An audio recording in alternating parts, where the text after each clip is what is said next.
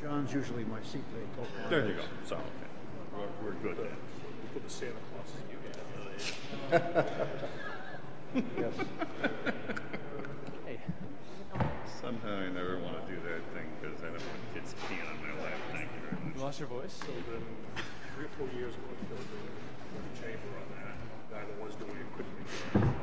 The breakfast with Santa function down here before we went to Texas. So I went to the forward for it. It was actually a lot of fun. Kids came in. When they was just here, they had 2 little girls there. They were 4 and 2s and all that. Yeah. They came up to me and they told me their stories. I was like, they didn't have a clue. And neither did the parents. They didn't have a clue. This Terry White had told them I don't want to have my place. They just came down to them. It's made you kind of hurt. Oh, wait a second. No.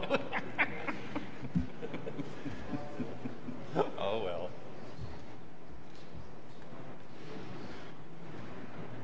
Everybody turn in their envelopes. That's her fault. You've got the really big ones this time. The really horrible ones. It's great. It's fantastic. Yeah, we want you. Yeah. It's versatile. And We know that I you're gonna bring returned your mine. packet. Bring your packet mail like this is this. Well, then it probably needs to be tied back. Aggressive.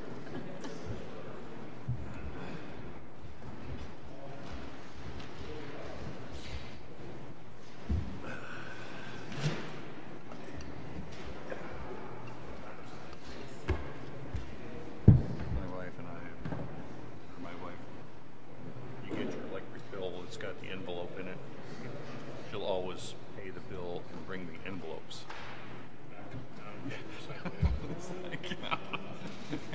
And what are we talking? We're talking a couple cents, but you know. Are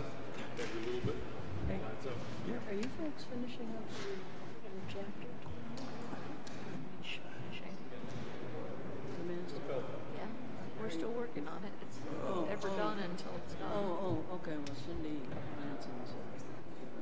I don't need any. Getting close. Good. But, you know, it's not done until everybody reviews it, comments on it. No, I was just reporting to you Yes. what I thought she said. Yes, the current draft is presentable. Okay. How's that? Okay. That's good. Also, one of these have public. Okay, folks, it's 7 o'clock, so I'm going to call this meeting to order. This is the November 13th, 2018 Planning Board meeting. My name is Kathy Barnard. I'm the chairman of the Planning Board. Let me introduce the other members, starting at my extreme right. Brad Harriman, who is the representative from the Board of Selectmen to the Planning Board. Peter Goodwin, Mike Hodder, and then to my left, Von Dugan is the vice chairman of the Planning Board. Susan Replier, Planning Board member, Matt Sullivan, who is the Director of Planning and Development, and Kathy LaPierre, who is our recording secretary. We have several public hearings this evening, and let me just quickly go over the way this functions. For the public hearing, I'll read the item into the record. The applicant has an opportunity to explain the application to the planning board members.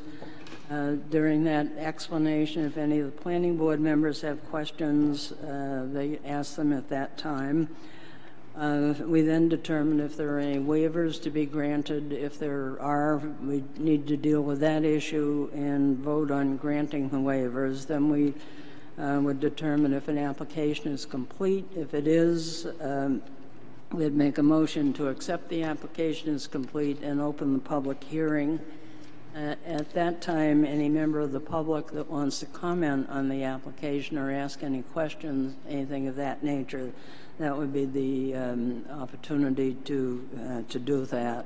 We then generally, if all the questions and comments have been addressed, we generally close the public hearing and we'll act on the application this evening. The first item on the agenda, M&A Development Group. This is a public hearing for a special use permit for a boathouse at 179 Forest Road. This is tax map 215-10, case 2018-25. And the applicant will explain this project to us. And you'll give us your name also.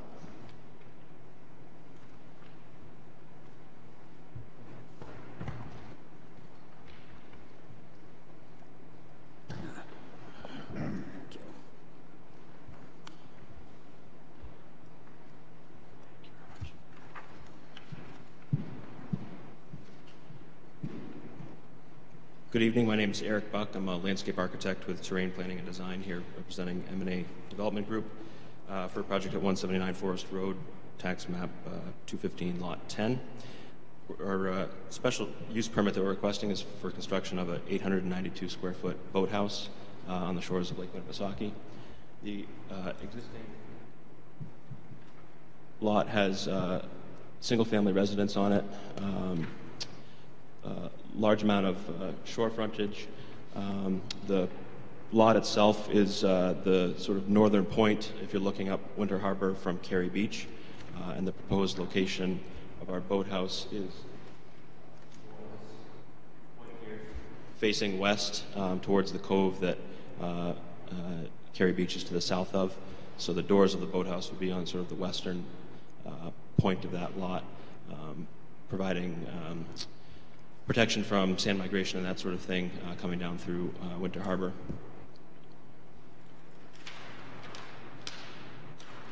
So the proposed boathouse location, as I mentioned, is here. We're trying to preserve as many of the trees and vegetation along the northern side so that the profile of the boathouse is protected looking back from Winter Harbor along the face of the property. Tree protection has been a major priority for the clients. The boathouse itself will have infiltration trench around the foundation to capture roof runoff and stormwater management. We have received a standard dredge and fill permit from DES for the construction of the boathouse, as well as repair of the existing dock that's there. The larger scale of the project is to tear down the existing residence and build a new house there, which we've also received shoreline permit for, and our impact access road to the boathouse construction site is a part of that shoreline permit.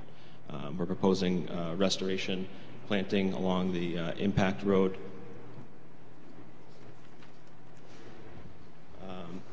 The idea is to put back as much native vegetation as we're taking down to get access to construct the boathouse.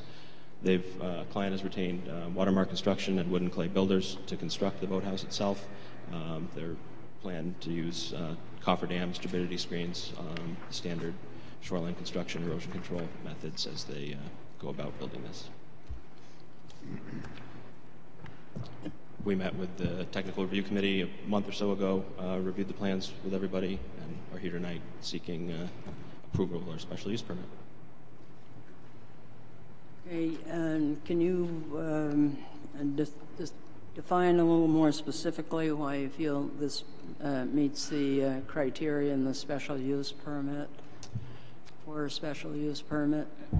I would also recommend that the applicant review the criteria as identified in the letter provided in the board packet. I think those criteria there, if a review is quickly conducted of those, that provides justification for the project.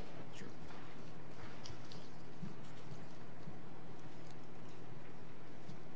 And again, that's the letter dated September 13, 2018 from Terrain Planning.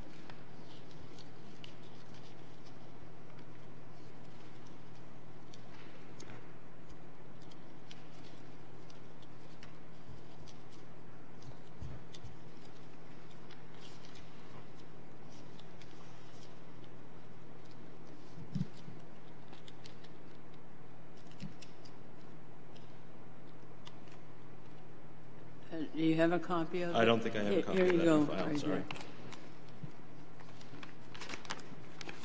Kathy, I have an extra copy. I'll provide a copy. There you go.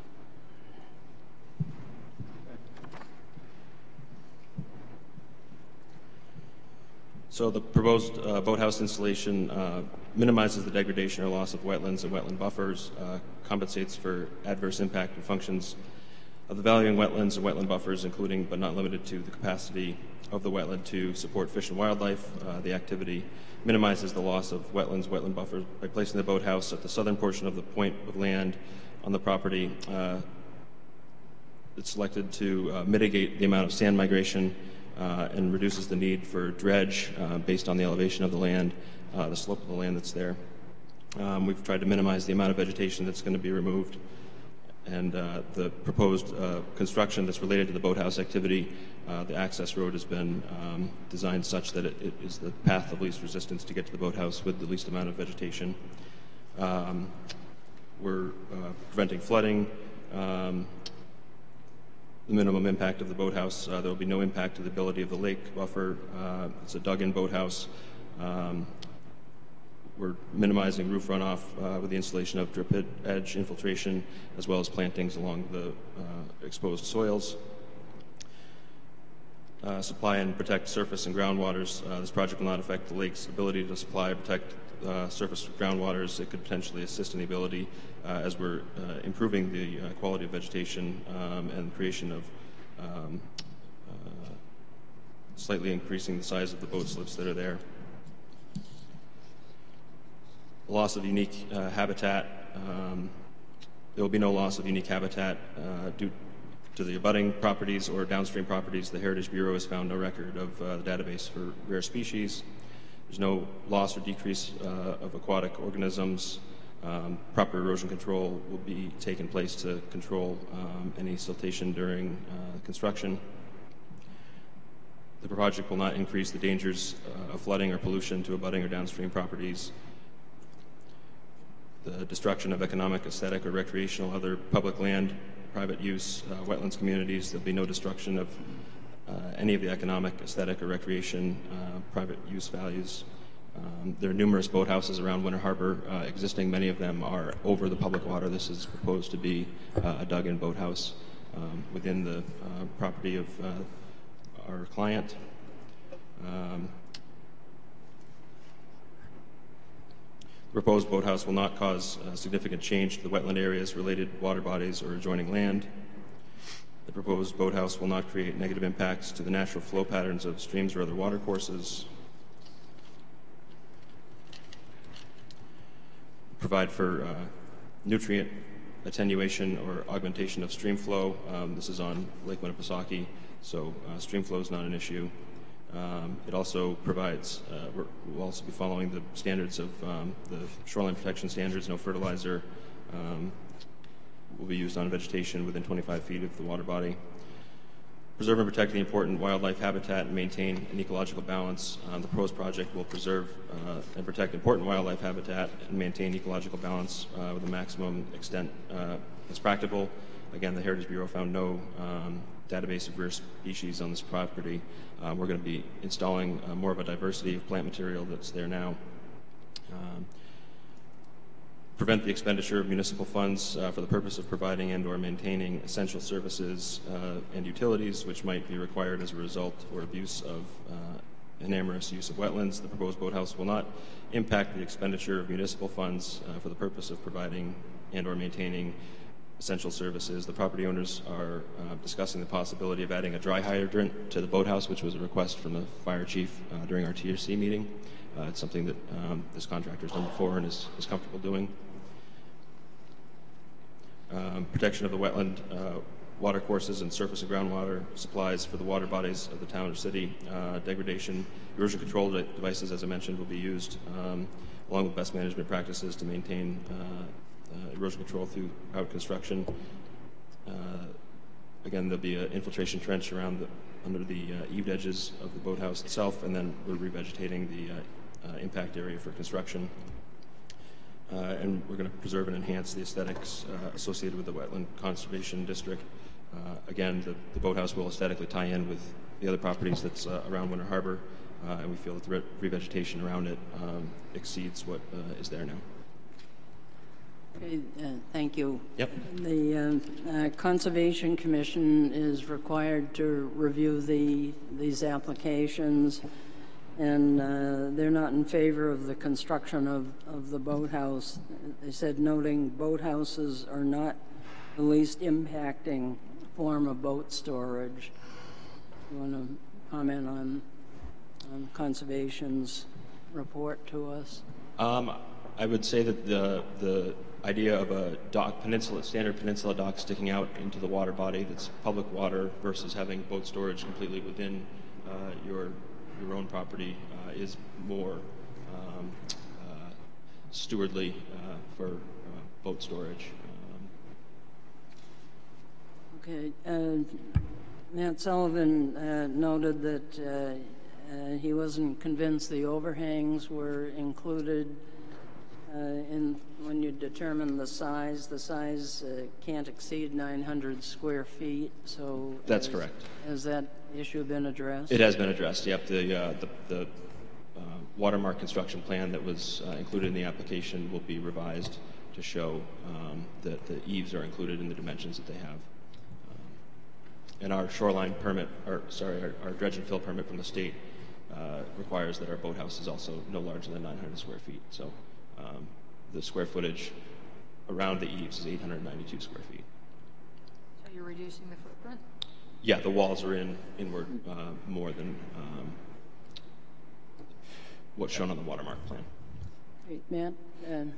Yeah, just to quickly comment on that, I think in talking to Eric before the meeting, the watermark plan is really a cookie cutter plan that I think is applied to a lot of boathouses around the lake, and for that reason it's not accurate per the definition in our ordinance. So should the board choose to proceed with this, I would recommend as a condition not just the incorporation of a new plan from watermark, but also just provision of that prior to any building permit being issued on the boathouse. The only additional comment I have on the application is something I've also talked to the applicant's agent about, and that is that on the sheets 2 and 3 of the plan set that you received, there were some temporary wetland impacts identified, really in excess of 9,000 square feet. I want to request, if the board proceeds with this as a condition, that those be removed, and the reason for that is that the wetlands that are identified there are really the bounds of the lake, and the lake itself is not itself a wetland for consideration of the Wetlands Conservation Overlay District. There's just some confusion because obviously we require a boathouse special use permit. Sort of implies that you're measuring that from the lake boundary, but that's not actually the buffer impacts. Okay, we could do that with a condition. Yeah, I would recommend it as a condition of approval just to amend the plan. Can I ask for a point of clarification? Yes. On the third landscape plan, L02, there's a notation of 8,293 square feet permanent wetland buffer impact. And how do you explain that? That buffer that they're referring to is a measurement from the lake bound itself. So that's impact that they propose as part of the shoreland side of this project, but it's not actually wetland buffer because the lake is not a wetland. It is an impact on shoreland. Yep, it is. Thank you. Peter, did you have a question? I guess I have the question that if you want to store your boats, has it become the default thing to say we want the in-lake, in-water boathouse, when in fact you could build something, as the Conservation Commission is suggesting perhaps, where you have a dock structure, ramps, and you bring the boats into a boathouse which is on the land? Unfortunately, DES won't allow us to have a ramp down into the water to launch boats on. It doesn't fall under the criteria of approvable projects for them. So boathouses with a lift that elevates the boat up out of the water is something that is approvable, and so that's the plan. So it seems to me we have a constant conflict between allowing boathouses and the Conservation Commission keeps sending these letters and we keep having these issues. If we, as a body and as a town, decide to have boathouses and allow them, we should just acknowledge that. Or we should do something else. In defense of the Conservation Commission, they did not say anything other than boathouses are not the least impacting way of storing boats. They didn't say we condemn them because the Conservation Commission worked with the Planning Board to write the current ordinance that regulates boathouses. So they have a stake in the ordinance itself. Madam Chairman, I have a number of questions, if I may have the floor. Okay, well, just a sec. Are you? Well, I just, of course, having no boats and having no boats is no boat slips, storing them on water, trailing them to the landing is least impactful. Yeah. But it's not, we are allowing boathouses. So I think it's a game that we need to justify. Well, the Concom's remit is preservation, which means status quo. And any alteration which changes the status quo, they're not going to necessarily be in favor of, so they have to write what they've written. No, and I understand your point. Right, We have an ordinance which states specifically under what conditions one can have a boathouse. And I have a question regarding the compliance of your application with that particular part of the ordinance. A boathouse must be an accessory structure. As far as I understand your construction sequence, you're going to, and this is from memory from the first time you presented, your clients intend to build the boathouse, then raise the house that's currently existing, and then replace it with a new house. Is that not correct? The existing house will be completely demoed, and a new house will be rebuilt in its place. Which is what I just said. Yeah. You're going to build the boathouse, then you're going to raise the existing house, and replace it with a brand new house. The framing of the boathouse itself will take place in sequence with the framing of the new house. The plan is to provide more material storage and access to the boathouse on site, demo the existing house, use that as a staging area for material, put the foundation for the boathouse in this fall, winter, while the weather is workable, and then start framing and construction on the boathouse itself as well as the main house simultaneously next spring. Your clients realize that it has to be simultaneous because the boathouse must be an accessory structure. Yes. If there's no primary structure there, there's no boathouse there. Correct. Okay. A couple of other questions, if I may. In your application under Article 2, Section 1755 findings, in paragraph D, preserve and protect important wildlife habitat and maintain ecological balance, you're going to be putting an 892 square foot boathouse in, and you're also permanently disturbing over 8,000 square feet of shoreline frontage in order to build or construct a walkway path to the boathouse, along with some other work along the shoreline.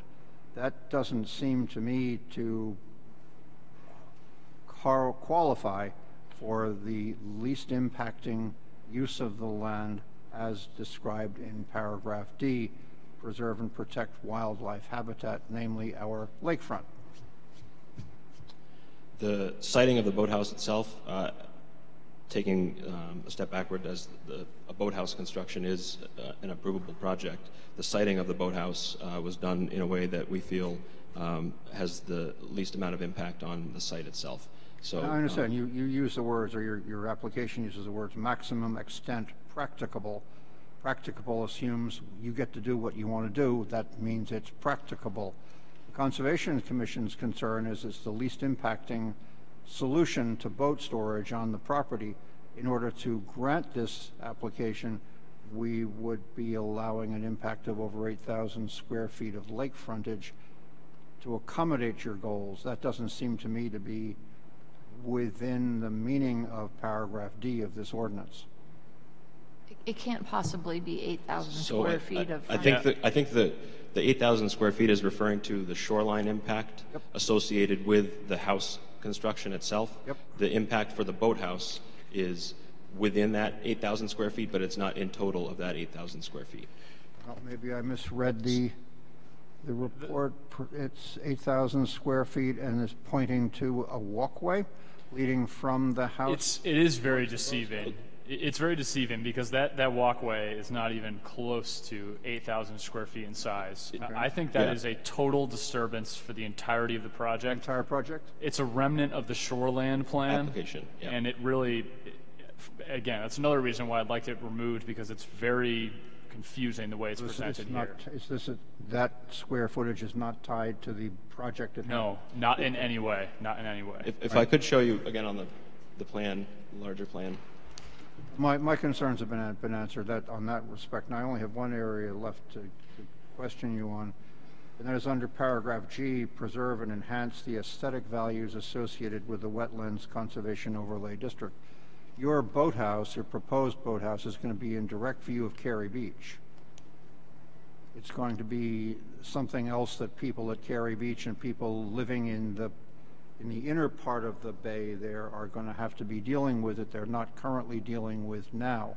You say you're going to paint it a dark color so it'll blend into the background, but it is going to be something that hasn't been there before. And that, to me, does not qualify as a non-aesthetic impact to the property. I guess it comes down to the definition of who's measuring the aesthetic, because I think the boathouse falls in with the character of the other homes that are around Winter Harbor. The property being observed from Cary Beach belongs to M&A Development Group, and so as long as what they're doing is within the regulations, it's up to them to judge what the aesthetic is. Well, it's up to this board to judge whether that paragraph has been met, not the applicants. The applicants are on the other side of that podium. Okay, thank you. And in my opinion, there are lots of other boathouses all along, especially the opposite shore. You know, the shore that they're looking at here has a number of boathouses. There's no argument there. My children swam at Cary Beach, so I know the area pretty well. It's the addition of another boathouse that I'm questioning, and its aesthetic impact on that area. Thank you, Madam Chairman. I just would like to suggest that the DES has approved this project, so that Yes, sir. they have said it's not terribly impacting on the lake. And the other thing I'd suggest is that the coloration of the boathouse being a dark color is something that I wish lots of people would follow. The applicant is very sensitive to not having this be ostentatious, more ostentatious than I guess a boathouse is. But Do you have an aesthetic? I do have architectural plans.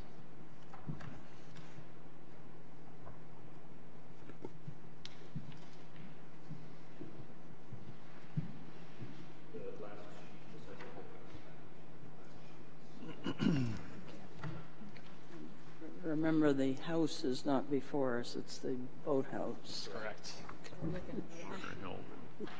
Yes, right, we're looking at the last sheet. This is dark.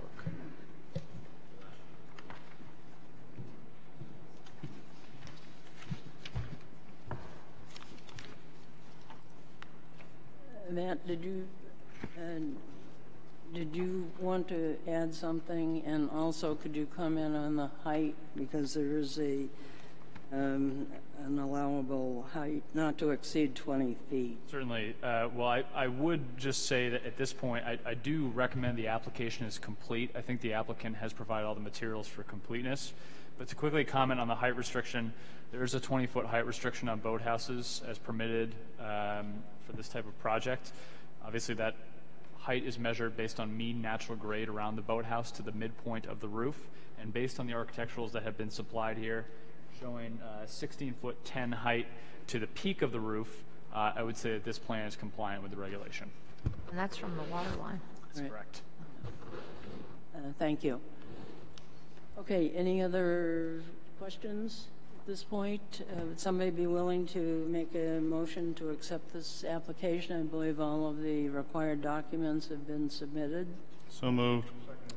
Okay, motion has been made and seconded. All in favor, please say aye. Aye. Aye. Opposed? Abstentions?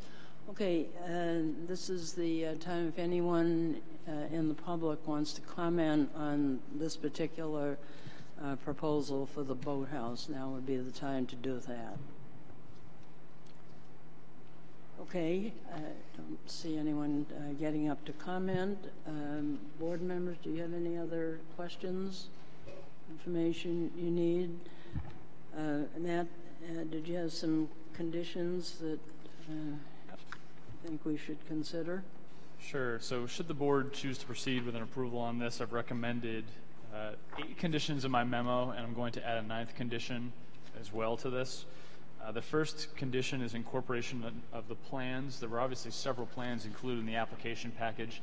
I would note that regardless of the board's decision, I felt this was a very complete application package for the boathouse. All the necessary stamps were included with it. So there are 4 plans I'd like to incorporate should the board proceed.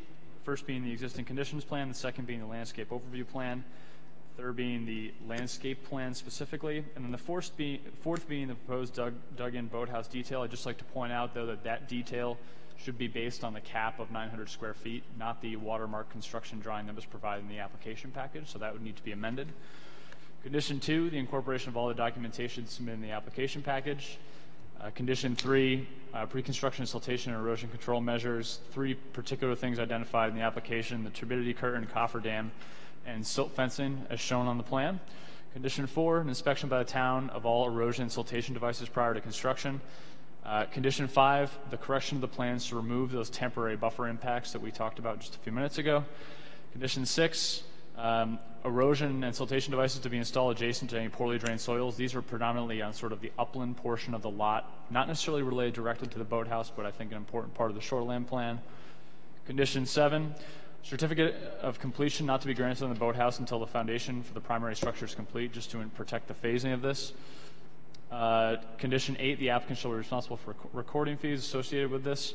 And condition 9 would be the provision of a revised drawing from Watermark Construction accurately reflecting the 900 square foot cap and 892 square feet reflected in this application. Those are conditions 1 through 9. Okay, anybody think that we should add any additional conditions or? Okay, well, the applicant has met all the criteria. In this particular ordinance, it does say that the planning board needs to consider the comments from the Conservation Commission. I sort of wish that the Conservation Commission, I understand what their responsibility is, Mike, certainly, but and what their position is, but it would be really helpful to me and to all of us, I would think, to if they have other comments about the construction of the structure, it sure would be helpful if they could pass those on. Is there a way that we could ask them to maybe amend their comments in the future? I think that there may be a way to, and I don't mean to be offensive with this comment, but get potentially some more constructive comments. Right. And that just may be as simple as perhaps I should attend some of the meetings on these issues, just to sort of hear the more substantive comments, because I know that they have them, and I know that they do have good discussions on these applications. I think that the memo format that is delivered to the board doesn't always accurately capture what their concerns are. Right. So I think it's really just making the memo a bit more constructive to the board. And we did go through a lot of thought when this was put into the ordinance. Yeah. So, and I do know that in some cases I have been present for the Concom's discussion, and they do have some detailed discussion on these applications. It just doesn't always get reflected fully in the notation. Yeah, I would be happy if the planner would actually talk to the Conservation Commission chairman and make known our concerns for more information, because we have informally requested that sort of confabulation in the past, at least twice that I can remember. It would be good if the third time we actually got something concrete in return. okay. Okay, so this certainly is a complete application. They've addressed all of the issues that planning board members have brought up, and I'd entertain a motion to approve this application, which is case 2018-25 at 179 Forest Road. I move that we approve this application With the conditions. with the conditions amended 1 and 9. Okay, thank you. Motion has been made. Somebody want to second the motion? I'll second the motion. And motion has been made and seconded. All in favor, please say aye. Aye. Aye. Opposed? No. One opposed and abstentions?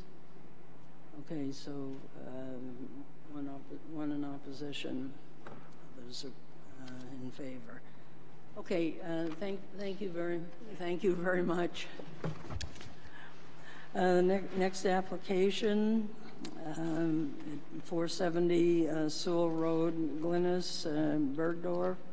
This is a public hearing, another special use permit, and this is to install a sewer line for tax map 228-61, case 2018-27. I'm going to have to recuse myself. This is a client of mine. Okay, all right, thank you. And this is actually to take away the existing septic system and extend the sewer line to service this property. Correct. Okay, go for it. All right, for the record, I'm Jim Rines from White Mountain Survey and Engineering, and I'm here representing Glynis Bergdorf and her request for a special use permit under Article 2, Section 17510C3. This property is located at 470 Sewell Road, which is tax map 228, lot 61, and it was once part of tax map 229, lot 3, and so which is at this location, and they shared a common leach field right here. The abutting lot just sold this fall, and they tied into the town sewer and got off of this leach field this fall. And as part of the sale, though the Bergdorfs have an easement to continue to use that leach field, they agreed that they would get off of it by the end of the year and tie into the town sewer. You may recall that the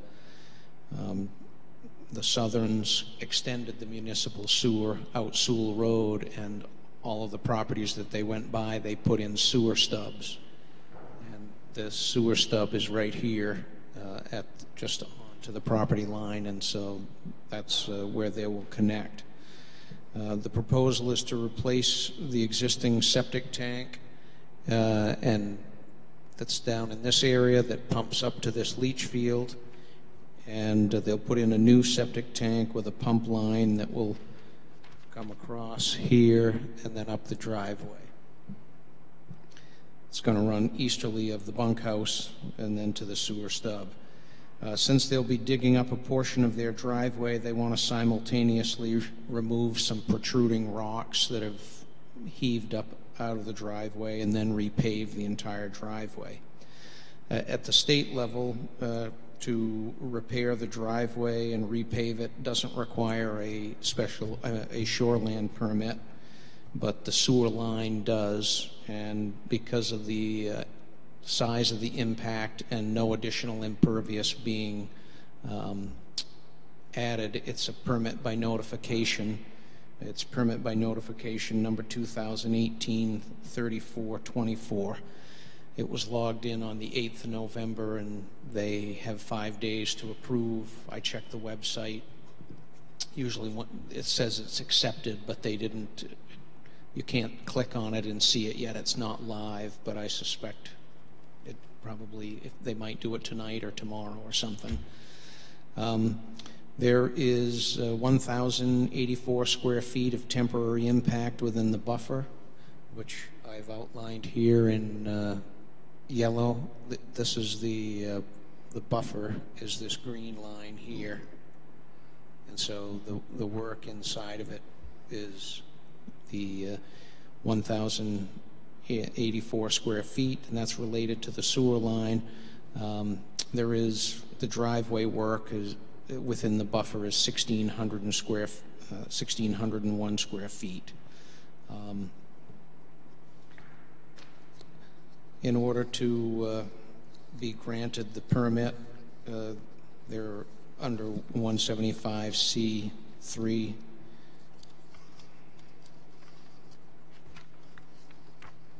I just need to find my letter.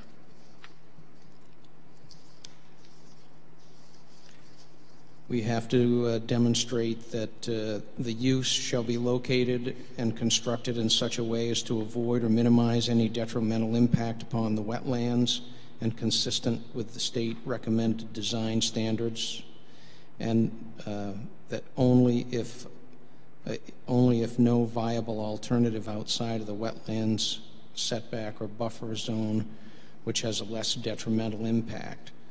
And we believe that we have shown on this plan and application that we comply with the stated criteria, specifically the location of the structures which are served by the existing tanks and lines are positioned in such a way that any activity is going to result in temporary impacts to the buffer. Additionally, we considered the idea of replumbing this building and coming out to an area that was outside of the buffer.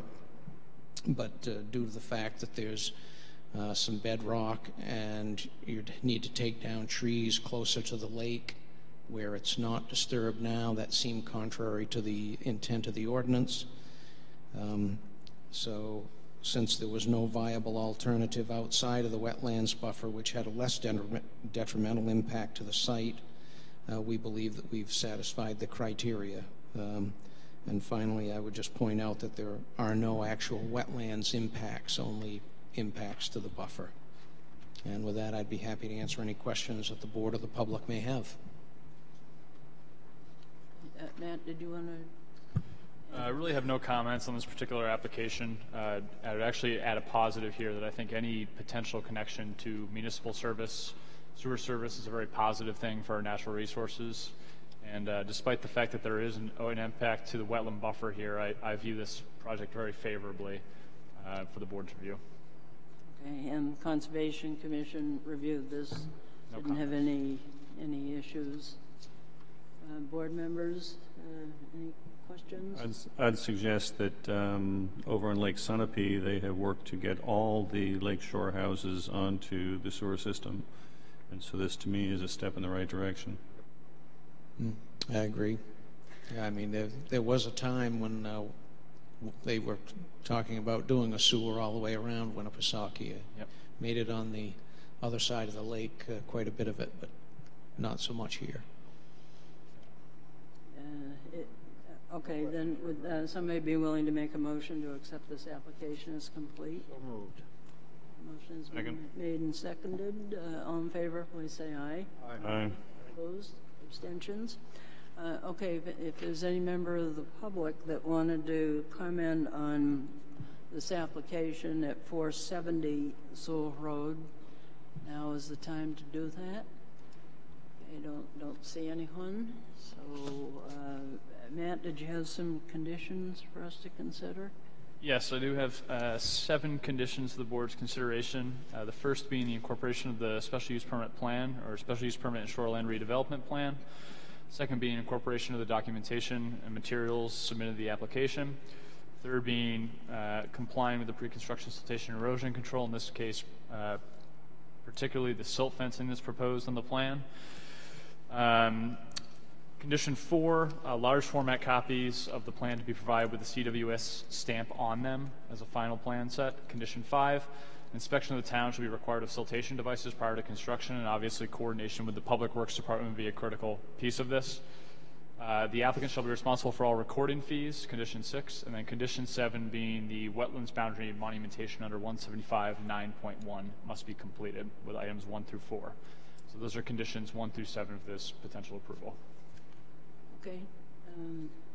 Yes, Brett. Yeah, before we get into the motion stuff, I just came up with one question for Jim. The 2 existing septic tanks that are going to remain in place, Jim, are those both concrete tanks now? Have they been confirmed? Yes. Yeah, they're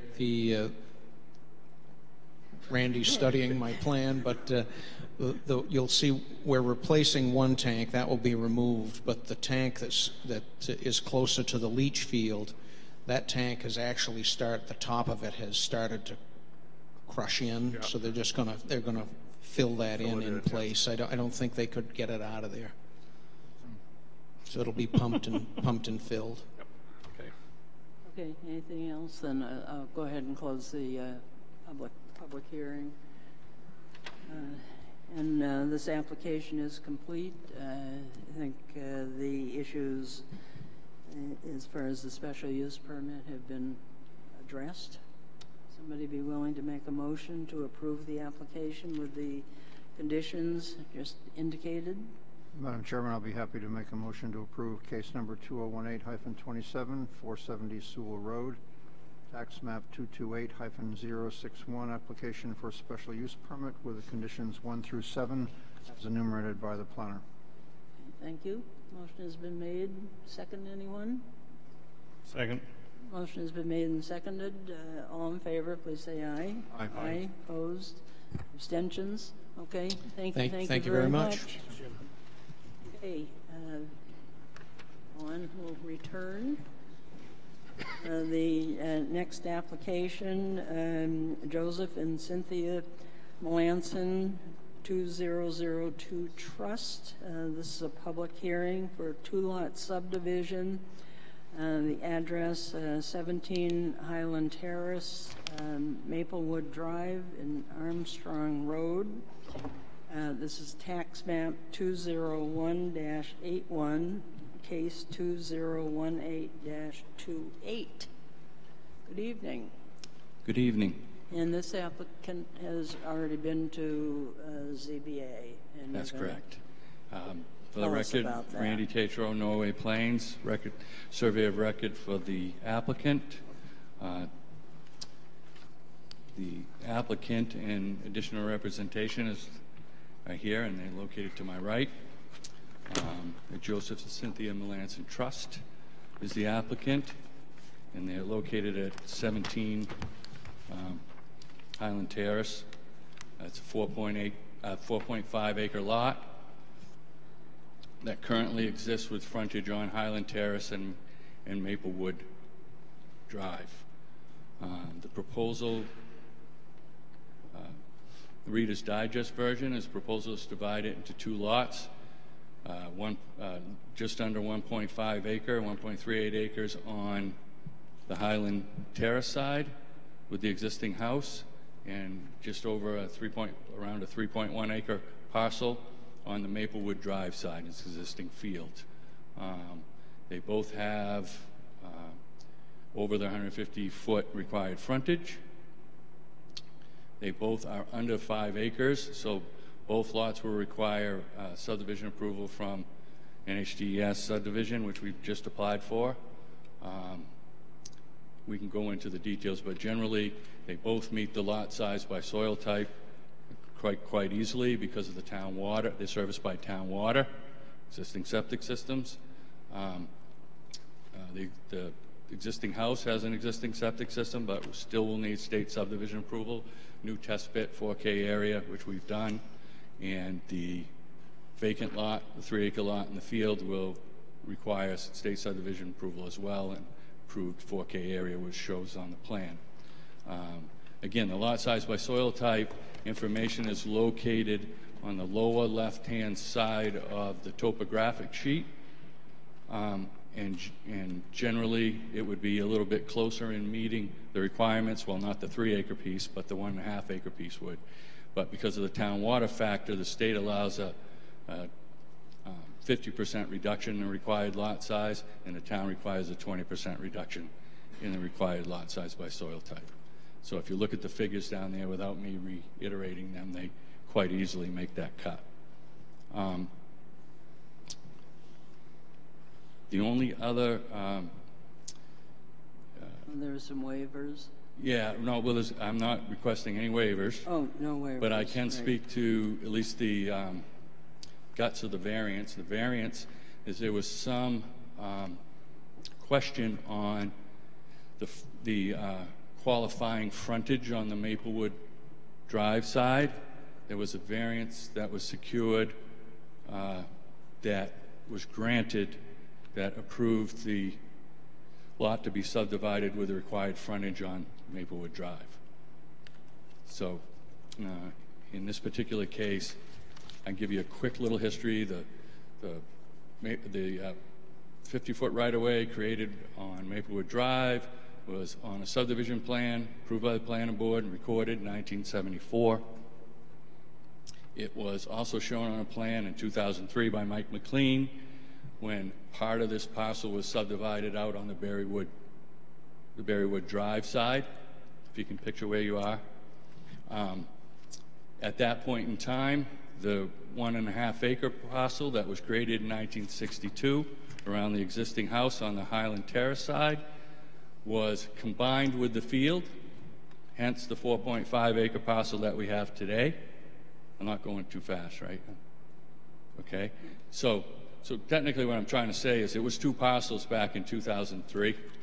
They combined them, and at the same time they sold out a parcel on Berrywood Drive that is a separate parcel that has been built on. It was approved subdivision by the planning board in 2003.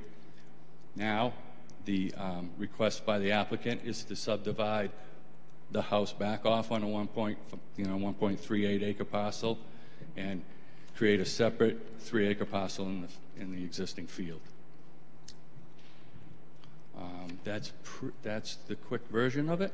If anybody has any questions. Randy, can you just cover the edits to the plan from the planning board received plans last week, obviously? Yeah. This is a I new passed set of out the plans to give you the colored copy that I know you so much like.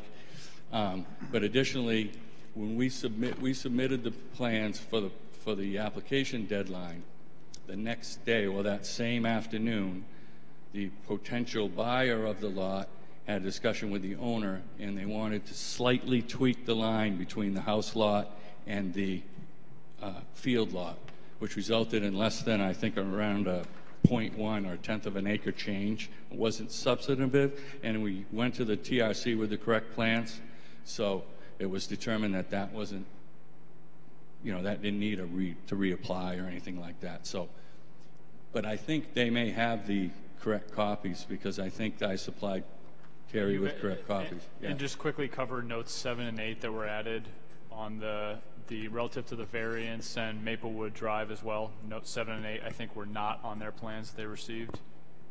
Yeah, all I did was originally we had added on Maplewood Drive, we had also called it Armstrong Road. And the reason we called it Armstrong Road on the original plan is because that's how it shows on the tax map.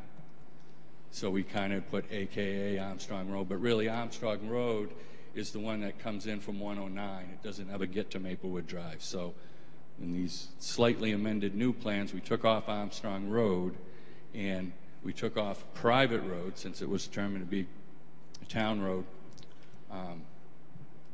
And we added that note 7, and we just put that under Maplewood Drive so it would be consistent with the discussions that that Dave Ford and the applicant and the town planner and everybody has had regarding the road. Mike? Question for you. How was it determined this was a Class 6 road, a town road at that?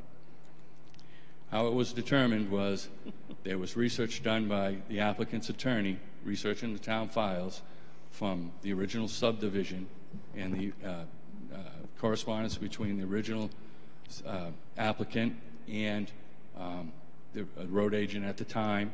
There was a deed in the file to the town from the original applicant. There was, again, correspondence from the road agent saying that they were doing what they had to do for the road.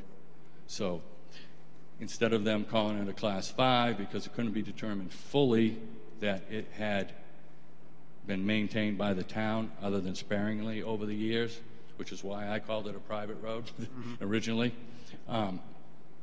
it was determined by all that it was give it Class 6 status and that that the ownership was indeed in the town, but since the maintenance part of it hadn't been fully determined, that they call it a Class 6 status. Thank you, Ryan.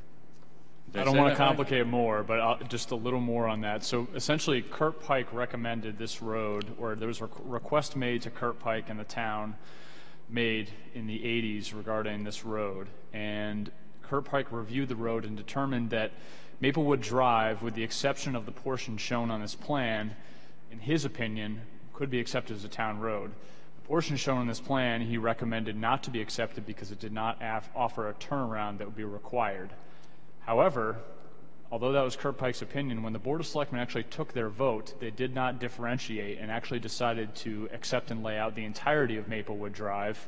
And the deed put together at that time also reflected no specific meets and bounds. So based on the conversation that we had at the TRC and with staff and the applicant's attorney at the last week's session, we've determined that it is in fact a town road. but in fact we do not maintain it, and it's not covered by any type of maintenance agreement at this time. But the one advantage to this is that the water line that currently exists on the road, Dave Ford feels confident that is his water line and could be maintained by the town, and an appropriate hydrant could be put in place. So I think it's a positive in a lot of ways. Positive. Okay, so all the TRC, Technical Review Committee comments that are in our packets Those have been resolved. and we're going to put a hydrant in. Dave is considering putting a hydrant in. I think he has to do further research on that, but he had hoped to put a letter to the file to the board on this issue because we had had a lot of discussion with the applicant, but he didn't get to do that. So hopefully I'm conveying his thoughts on the matter accurately. Okay, and it's not a private water line, Correct. and so there's no issue hooking up, but they will need a booster. Well, I think it is ultimately up to the owner of the lot to put a booster pump in or not. Obviously, we're aware of some pressure issues that exist on this water line. I don't believe that the installation of an additional house will have an adverse impact on existing water pressures, but I think that booster pumps are an option inside at the property to potentially raise the pressure to an adequate level for a home to be built. But any connection will be coordinated with the water department and Dave Ford directly. Okay. So although this was a long process with a certain amount of blood spilled in the way, it was a very positive outcome at the end, getting the status of Maplewood Drive finally determined and getting the fact that we have a water line which Dave Ford appears to be willing to adopt also was a positive outcome. So I would And concur with apparently there'll be a hydrant. Yeah, and Which is even better.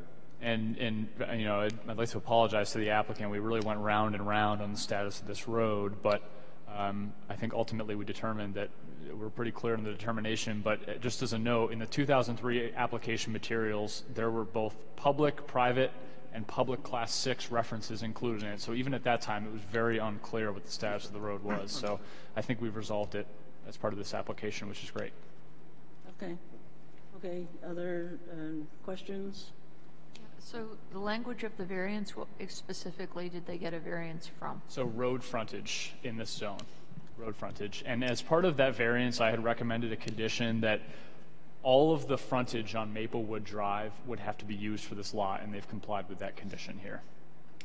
So basically saying that they could not take 20 feet and add it to the existing lot on Highland Terrace. It all had to be part of the proposed lot on Maplewood Drive. Does that make sense?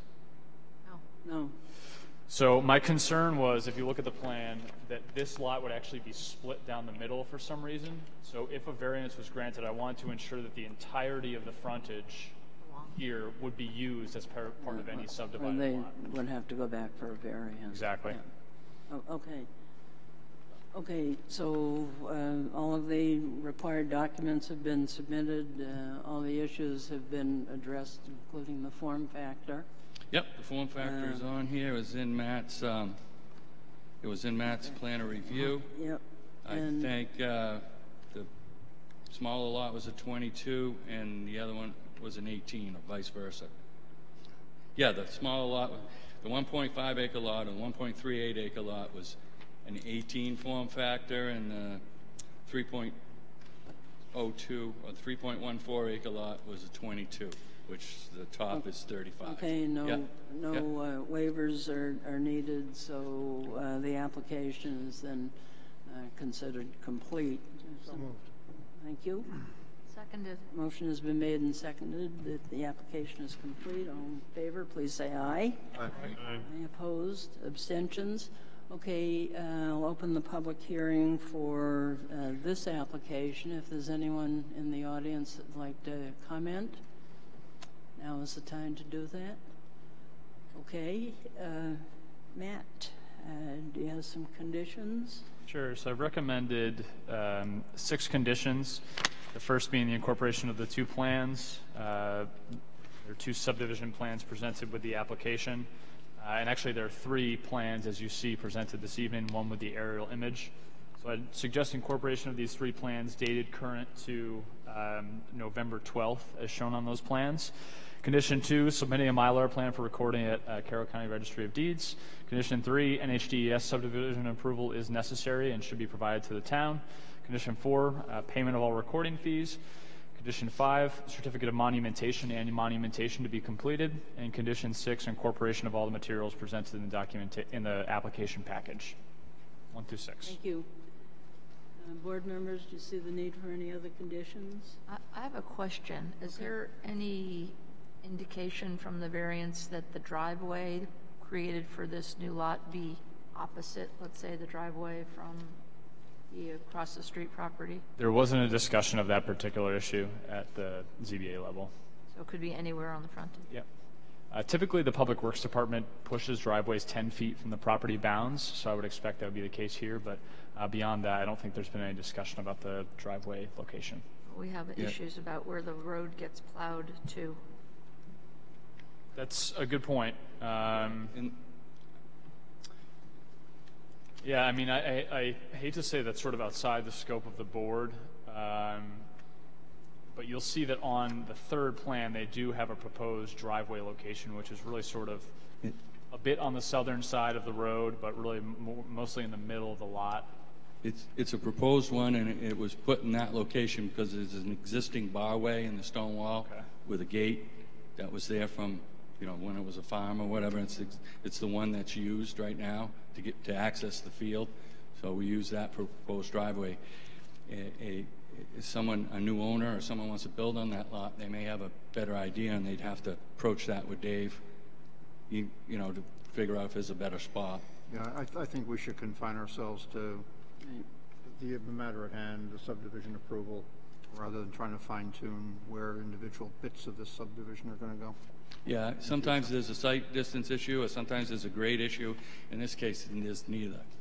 There won't even be a culvert issue. So I should point out one issue, though. Because this is on a Class 6 road, it's our determination, the building permit on this lot would be subject to a building permit from the Board of Selectmen. And that does include an analysis of access to the property. So I just want to note that for the record, that this would be subject to that Board of Selectmen approval. That's understood. Okay, do you have any issues with the conditions? I don't. Okay, I'll close the public hearing then. And we have all the required documents. All of the standards in the zoning ordinance have been met. Want a motion? Yes. I move that this board approve case number 2018-28, 17 Highland Terrace, Maplewood Drive, not Armstrong Road, 201, tax map 201-081, application for subdivision approval with the conditions 1 through 6 as noted by the planner. Okay, thank you. Motion has been made. Seconded. And seconded. All in favor, please say aye. Aye. Opposed? Abstentions? Okay, great. Thank you very much. Thank you for the aerial view. Yeah, yes, that was very helpful. Yeah, that's fine. I like that. Yeah. You can do that for all applications. Okay.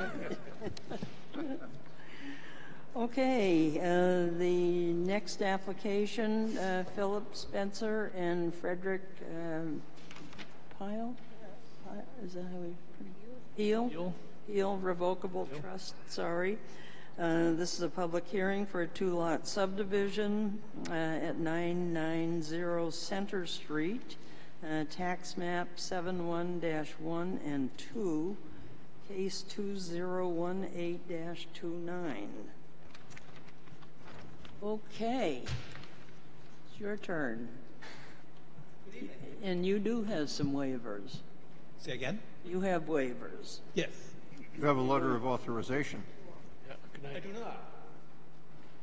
Well, I have discussed this with the applicant. I am potentially a bit nitpicky about this issue and what I request for authorization. I'm comfortable proceeding with the application based on the fact that the owners signed the application. I do tend to be a bit nitpicky about specific letters of authorization, so I'm comfortable with it, but the board is not.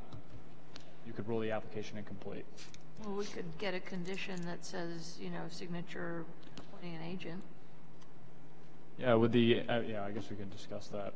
I think, Well, it's a requirement. yeah, personally, if you're going to come before this board for an application for a permit to do anything, and you're going to use an agent, you have to give that agent the authorization to talk on your behalf. If he doesn't have it legally, he shouldn't be talking on your behalf. I'm a stickler for that. That's, Oh, and it's a requirement. yeah. Right. So, I understand the board's concern. I mean, obviously, I raised the issue initially, but I think if that is the case, it's challenging to hear a presentation from the applicant's agent if you are not comfortable with him representing the project. Doesn't have the authority to speak on behalf of the applicant. Okay. Am I allowed to speak to that? I think Mr. Berlin may speak to the issue generally of authorization. I am not representing either applicant. I'm representing a survey and an application that they signed in agreement to proceed with a lot line adjustment. There's no negotiations going on. There's no obligations on any part that I'm speaking for. I'm just explaining to you a request by them to prepare a lot line adjustment plan and application, which I've done, and they have both signed. It seems very clear their intent is to proceed, and they knew who would be speaking to the application. I would agree if we were talking a bonding issue where monies were involved, then representation letter would be more important. If this application is granted, there's going to be a property adjustment. There's going to be a transfer of real property interest from one to another. That's value. basically taking property from Yeah. one, That's giving essential. it to another. It's a negotiation that the two applicants have made. They've agreed to show it on this plan and request the planning board approve what they're doing. I'm not obligating them to anything. I'm just explaining a plan that they would like to proceed with. Can we accept an applicant that's not present? He's present through his signature on the application.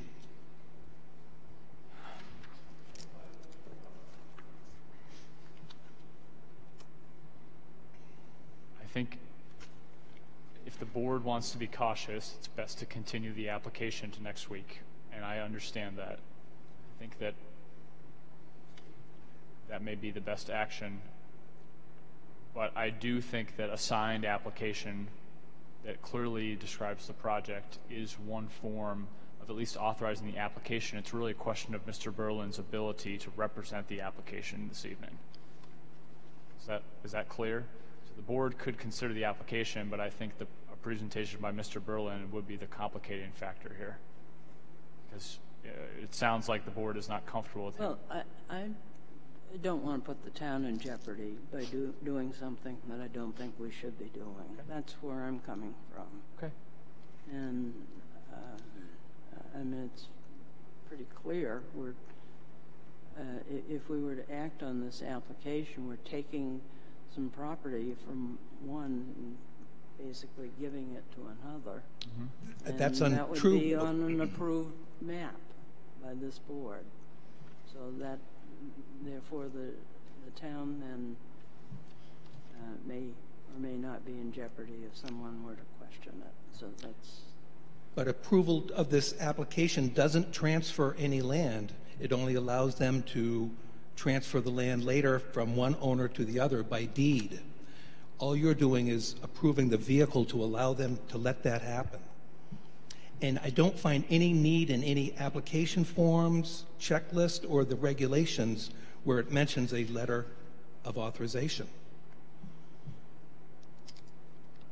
So I'm not a lawyer, but it seems if we do not amend or ask for any additional conditions, that we have an application by the applicant, even though he's not here. If we change things, Ryan can't negotiate. That's correct, Brian. That is correct. That is correct. We went through this with the Yum Yum shop on 2 separate occasions. with lack of authorization, and actually that dragged on forever and ever and ever. If this board decides not to approve this, to deny this application, the owners, feeling that we made a mistake, have perfect grounds to appeal, overturn the decision, because there's no letter of authorization they could claim, and we could not disprove that Mr. Berlin was speaking without their authorization, absent the authorization in hand. We'd have no defense. I still maintain that the signed application with this plan in hand by the applicants is evidence of their intent. Absolutely, but we have no indication that they have said, we want you to speak on our behalf. If they were here in the room speaking on their behalf, running the application themselves, and you were sitting in the audience listening, that would be a different matter. They wouldn't need an authorization for an agent. They'd be their own agents.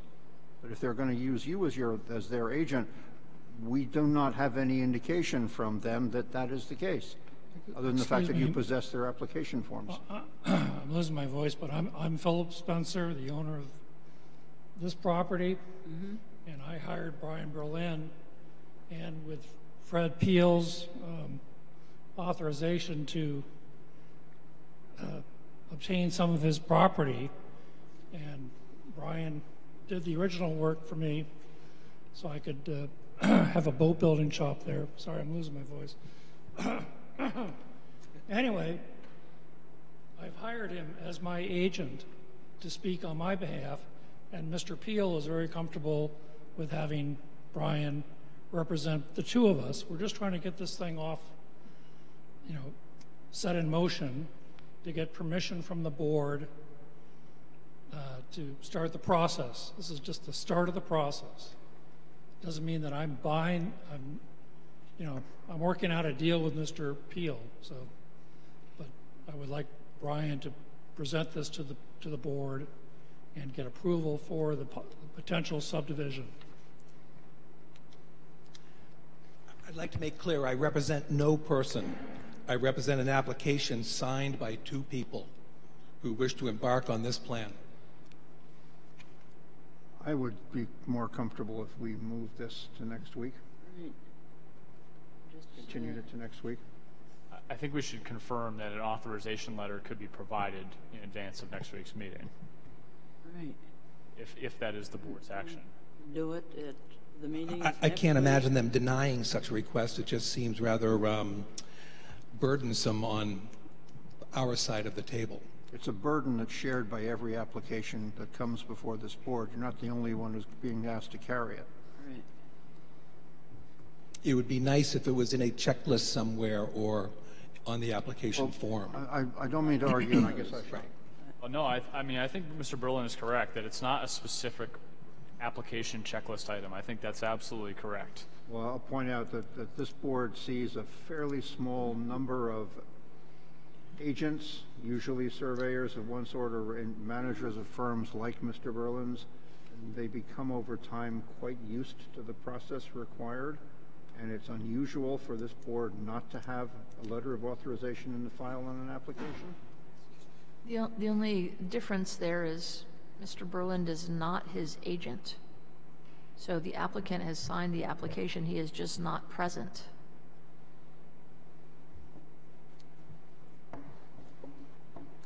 Okay, well, Matt, actually, I mean, you indicated this on.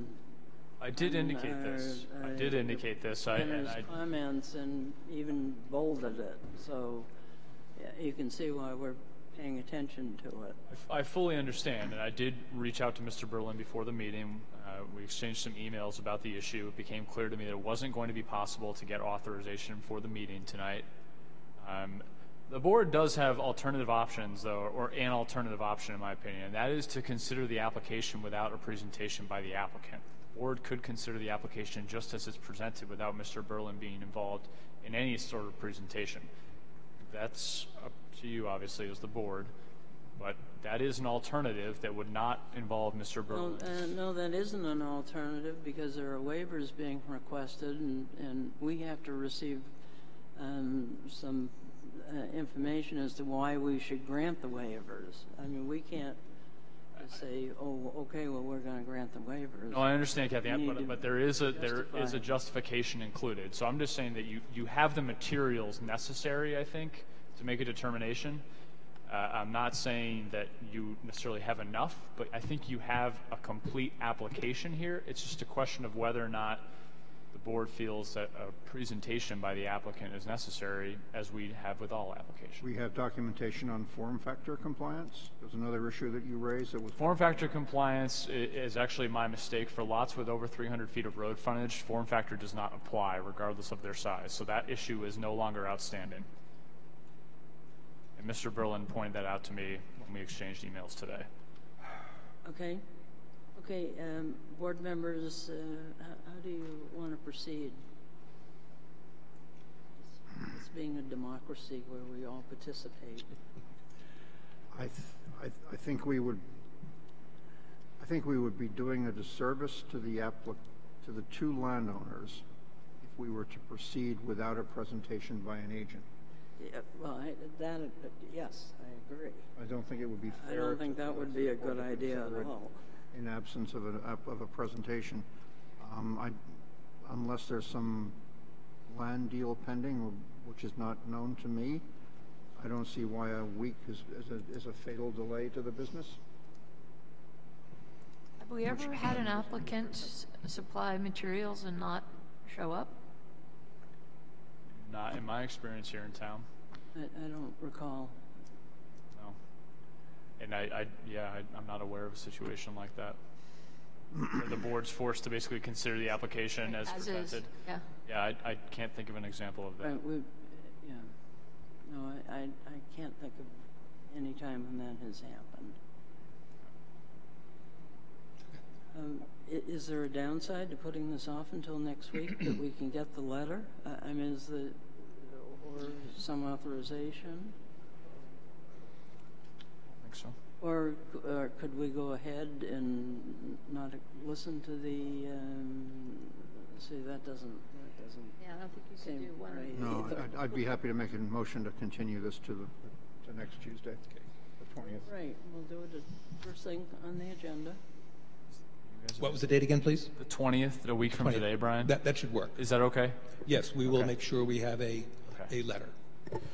Okay.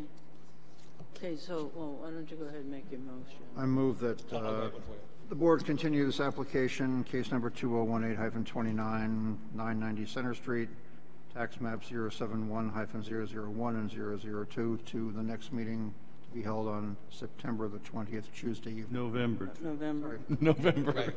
Okay. Not ready for winter yet. November 20th, I beg And your pardon. I'll second the motion. All in favor of continuing this application until next Tuesday, please say aye. Aye. Opposed? Abstentions? Well, thank you for getting me warmed up. Sorry, but let's make sure that we deal with all the issues at hand. Sorry, Gail. You will not get another notice, but it will be next Tuesday, just a week from today at 7 o'clock right here in the Great Hall. First thing on the agenda. First up, right at 7 o'clock. Sorry we made you come out on this cold. Yeah, awful sorry. night. It's not raining and not snowing. It's not snowing either. Oh. Okay, all right, next application, 280 South Main Street LLC. This is a public hearing, site plan review for a change in the phasing plan for a building location. 280 South Main Street, tax map 231-82, case 2018-30. Good evening. Good evening. My name is Daniel Olone. Are you authorized by the applicant to I represent? think so. A snarky comment there, kid. Is that too soon?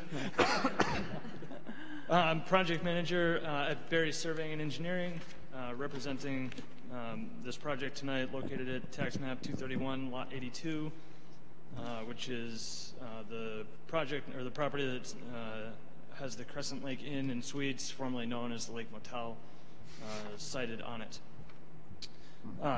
Some brief history of this project. Some of you were on the board. a number of years ago, somewhere around 2011, I think, when we got a site plan approved, a full site plan package to redo the driveway. There was one building here and then an L-shaped building over there. Those were all to be, as was approved, those were all to be demolished, and then 3 buildings were to be built. Those have been in the process of being built since then as a phased project due to the expense of building them. And as you can see on this plan, the 2 buildings that are colored in brown have been built. Those exist today. You can go down and look at them. And there's still a small portion right up in here of the original building, and that's phase 3. The applicant has decided that in order to make his business flow better and the aesthetics of it look a little nicer, that he wanted to revise the location of one of the approved pad sites in the middle building. And so the approved location is shown here in a pink highlighted line. And what he'd like to do is slide that back so it's more centered between the 2 existing buildings, which is what's shown in blue, and then add a carport to the front. He has a carport right now, and he finds it convenient for his guests to be able to check in and unload some things without getting wet or snowed on, as the case may be. So that is the short version of it. There are some things to note that did change. For instance, parking. The parking layout changed slightly because of the revision. There was a loss of 2 spaces. Overall, we were already 12 spaces, I think, over the required amount in the previous approved site plan, so we're still 10 spaces over. So that's not an issue, but we did drop 2 parking spaces. There was an increase in landscaped area within the parking lot. For instance, this landscaped island right here in front of the carport was not there. There was no room for it in the previously approved site plan. And there's an island here and here between the buildings that have both gotten larger due to the just more room being there, with the building being pushed a little bit towards the lake. One other building note that he would like to do, if you're familiar with these buildings, they have covered decks on the front, so someone would go up the stairs and then walk down the deck undercover to their room. This is going to be the same style, but he would like to connect all of the decks with a covered deck so someone could walk the entire way from one building to the other if they so chose. So the buildings will be connected in that fashion.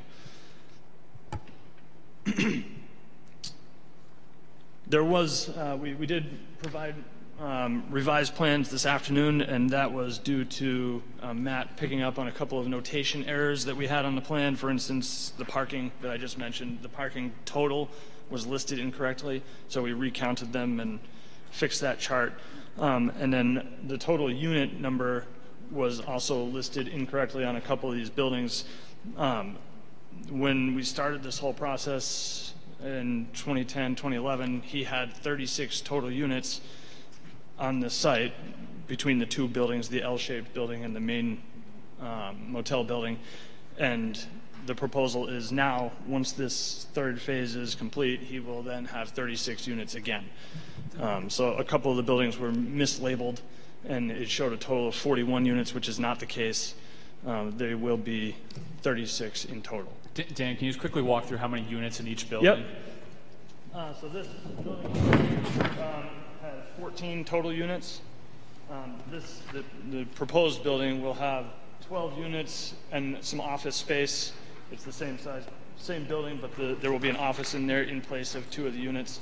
And then this building down here, most to the south, has 10 total units because there are some suites.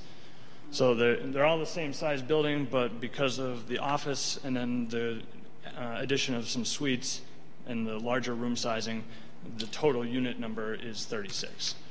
So we have 14, 12, and 10.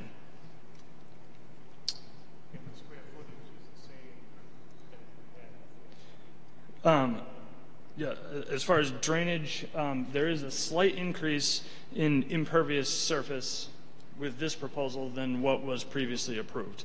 And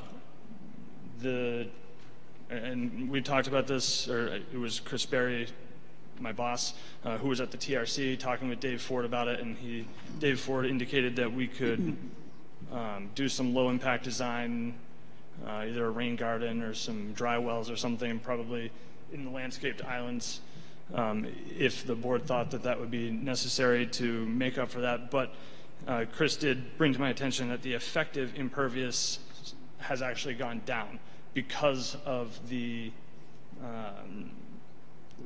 enlarging of the landscape islands within the parking area. It's actually more of a benefit than it was in the past. It's a better design as far as drainage is concerned. So with that, I think that's pretty much the nuts and bolts of it. If you have any questions, then I will do my best to answer it, but it's really a fairly simple modification. You're going to have 48 parking spaces. Correct. Is that yeah. Yeah, I think 48 is the number. Yeah, okay. Yeah, yes, 48, including the ADA spaces. Right, okay. Yes. Thank you. Matt, did you have anything you wanted to add? No substantive comments. Just want to note a couple inconsistencies in my review. Obviously, I noted there was no change in parking spaces. Clearly, that's not the case. We do have a modification there. One major error in my review, and I want to apologize for this, is that the most recent site plan application, another department actually had this file out. So there was a subsequent 2015 amendment to the plan to add the third phase. That was not reflected accurately in my review, so I just want to point out that it is in fact a three-phase plan, with this building being the third phase of it. One critical thing I think to keep in mind is that this is an existing non-conforming use, and although we see some changes in the sort of impervious area of building, I don't feel that those are usable spaces of the use. So the deck attachments and the carport that's proposed, I don't believe that those are expansions of a non-conforming use, because they're really not expanding the square footage of the units in any way. You already have a carport, don't you? Correct. There is a carport Right. there currently. I just want to note that even if the size had changed of the carport, I don't feel that it's an expansion of a non-conforming use, because it's not usable space. And the same thing goes for the decks that are now shown on the plan connecting these second floors of the buildings, just as a note. The lot coverage is in fact changing, but it's still compliant with the allowed lot coverage within the zone, so that is not an issue. One note just from an administrative perspective, we had a lengthy TRC meeting last week, and as a result, you'll see that in your packet there aren't TRC sign-off sheets. I was at the TRC meeting. I can certify that there were no substantive comments on the application. That's why the review sheets were not included here. Dave Ford did make a comment about drainage and the potential to do some LID, some low-impact development. I think it's up to the board's discretion if you feel that a dry well might be an enhancement to the drainage on the property. I don't think it's necessary based on the use's proximity to the lake, but it could be a nice addition to the property. One thing I've also noted in here that I would recommend that a release and replacement of the existing security for site work on the project. And the reason for that is that construction costs have changed significantly in the time period since this was originally approved. So I'd like to request as a condition, if this is approved, that a new estimate be provided and a new bond be put in place for any improvements to be done on site, if that makes sense to the board. Just for this one building? That's correct. Just for the remaining improvements, I'd like a new bond or financial security to be put in place. It's in addition to the one that's already there? In addition to any monies that have not been returned to the applicant already that are. Are we going to have to release the original bond and then? Yes, so we'll accept the new security and then release subsequently. Once that's reviewed favorably, we'll release the old security. Release is not part of this application? Correct. Okay, good. Elevations have been provided for the third phase building. They're provided in the board's packet as one of the plans.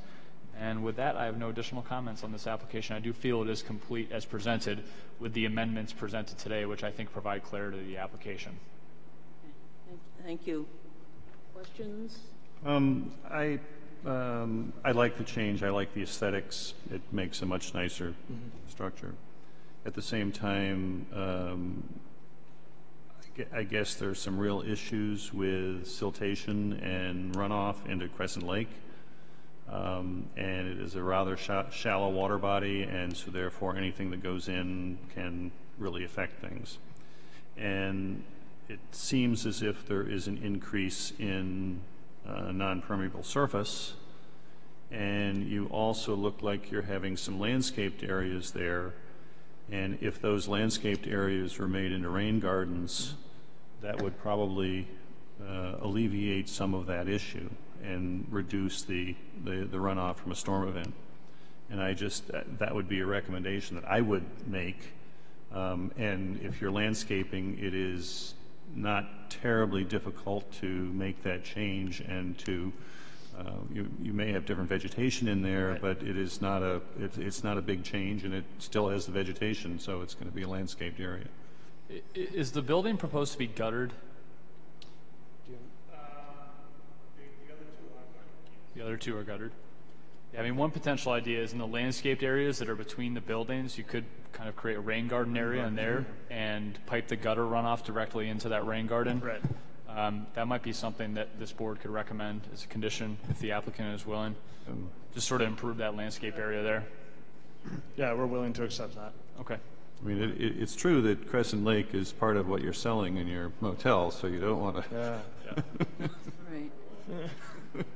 And we could give guidance for that? Yes, we can give guidance. And I can basically request that a plan be provided to us showing the rain gardens on there. And you understand, kind of getting the gutters into that rain garden would be really, really nice. And would that be approved by you or Dave Ford? Or? We'll both take a look at it. Okay. Yep. Yeah, if the board would like to include that as a condition, I think it would be good to add 2 rain gardens there. I think that would be the... Yeah, that's good. And it doesn't really change the plans a whole lot. It just changes the way they're presented. Right. Make that a 10th condition of approval. Okay, any other questions down here? I just have a comment. It would be extremely useful to get the overall site plan. I mean, I don't even see a lake on here. You mean the global view of the... whole lot, and to see what we've previously approved, because all I have is a dotted line. I don't know what the parking layout was, just... You mean the previous approval? Approved plan.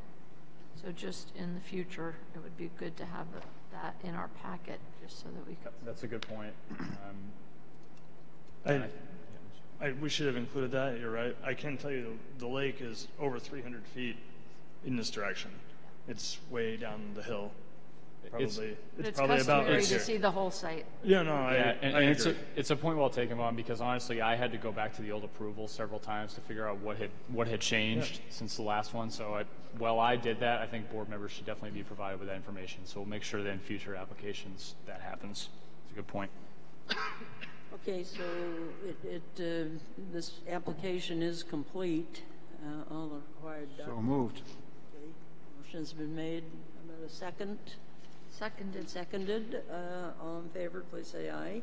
Aye. Opposed? Abstentions?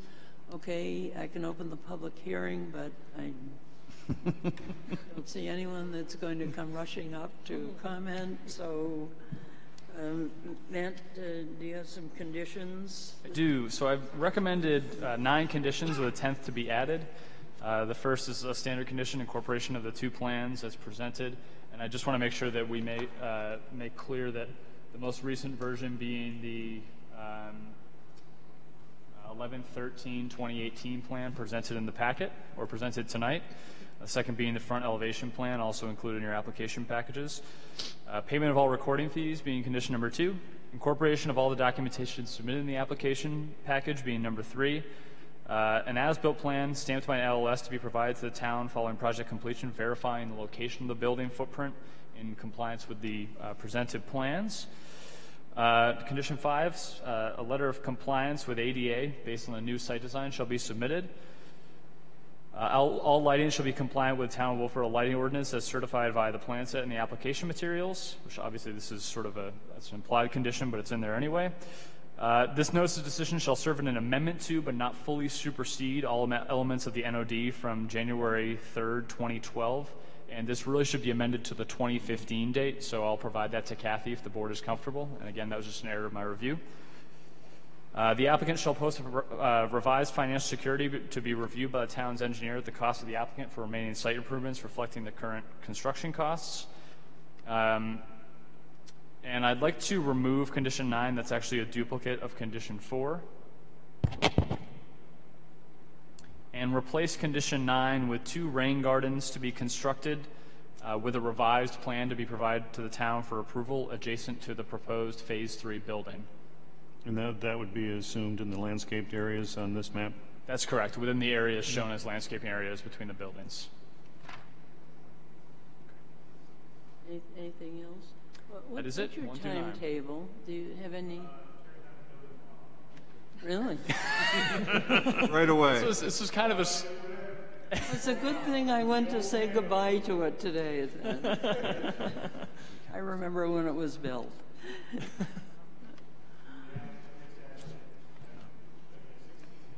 November 3rd. Okay, and so you're tearing the building down, and then, so this will all be ready by spring? Be nice. Yeah, great. It'll look good. Very good.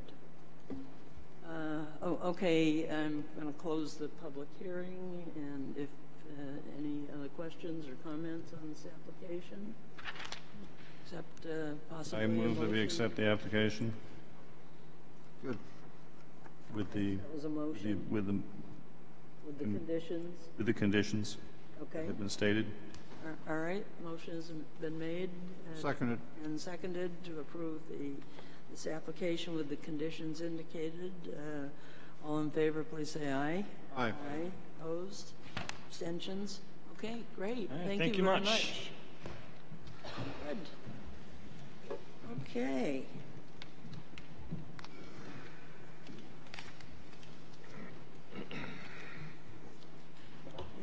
Just moving right along here.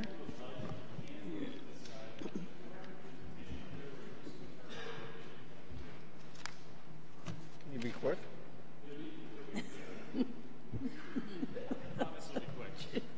That's But you please saying you're note not going to the ask any time. questions, right? I approve in advance. I thought we were going to be. Spilled some blood making that thing happen. I'd be perfectly happy to approve it. Are they the one that we just extended the sewer? They stepped down from. It's not the big house you're thinking of. It's an old house. It's Yeah, the red house. yeah, the red house. There are no changes to it.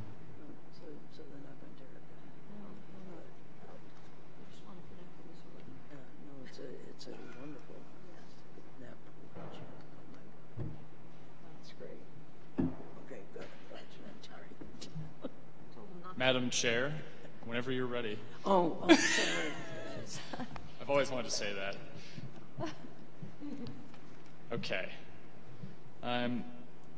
If I may proceed, the Planning Board, as part of its capital improvements program process, hosts a public, or has a public hearing annually to review the CIP.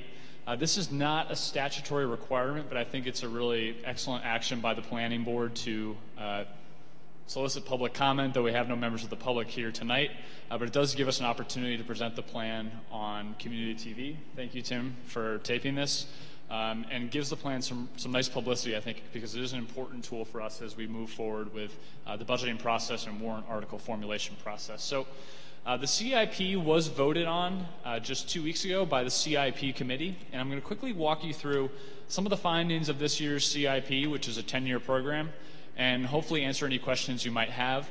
I do want to make it clear, though, before I start, that the CIP is really the first step in the warrant article process, so this doesn't guarantee that what's presented in the CIP will be the final product that goes to the warrant in March of next year.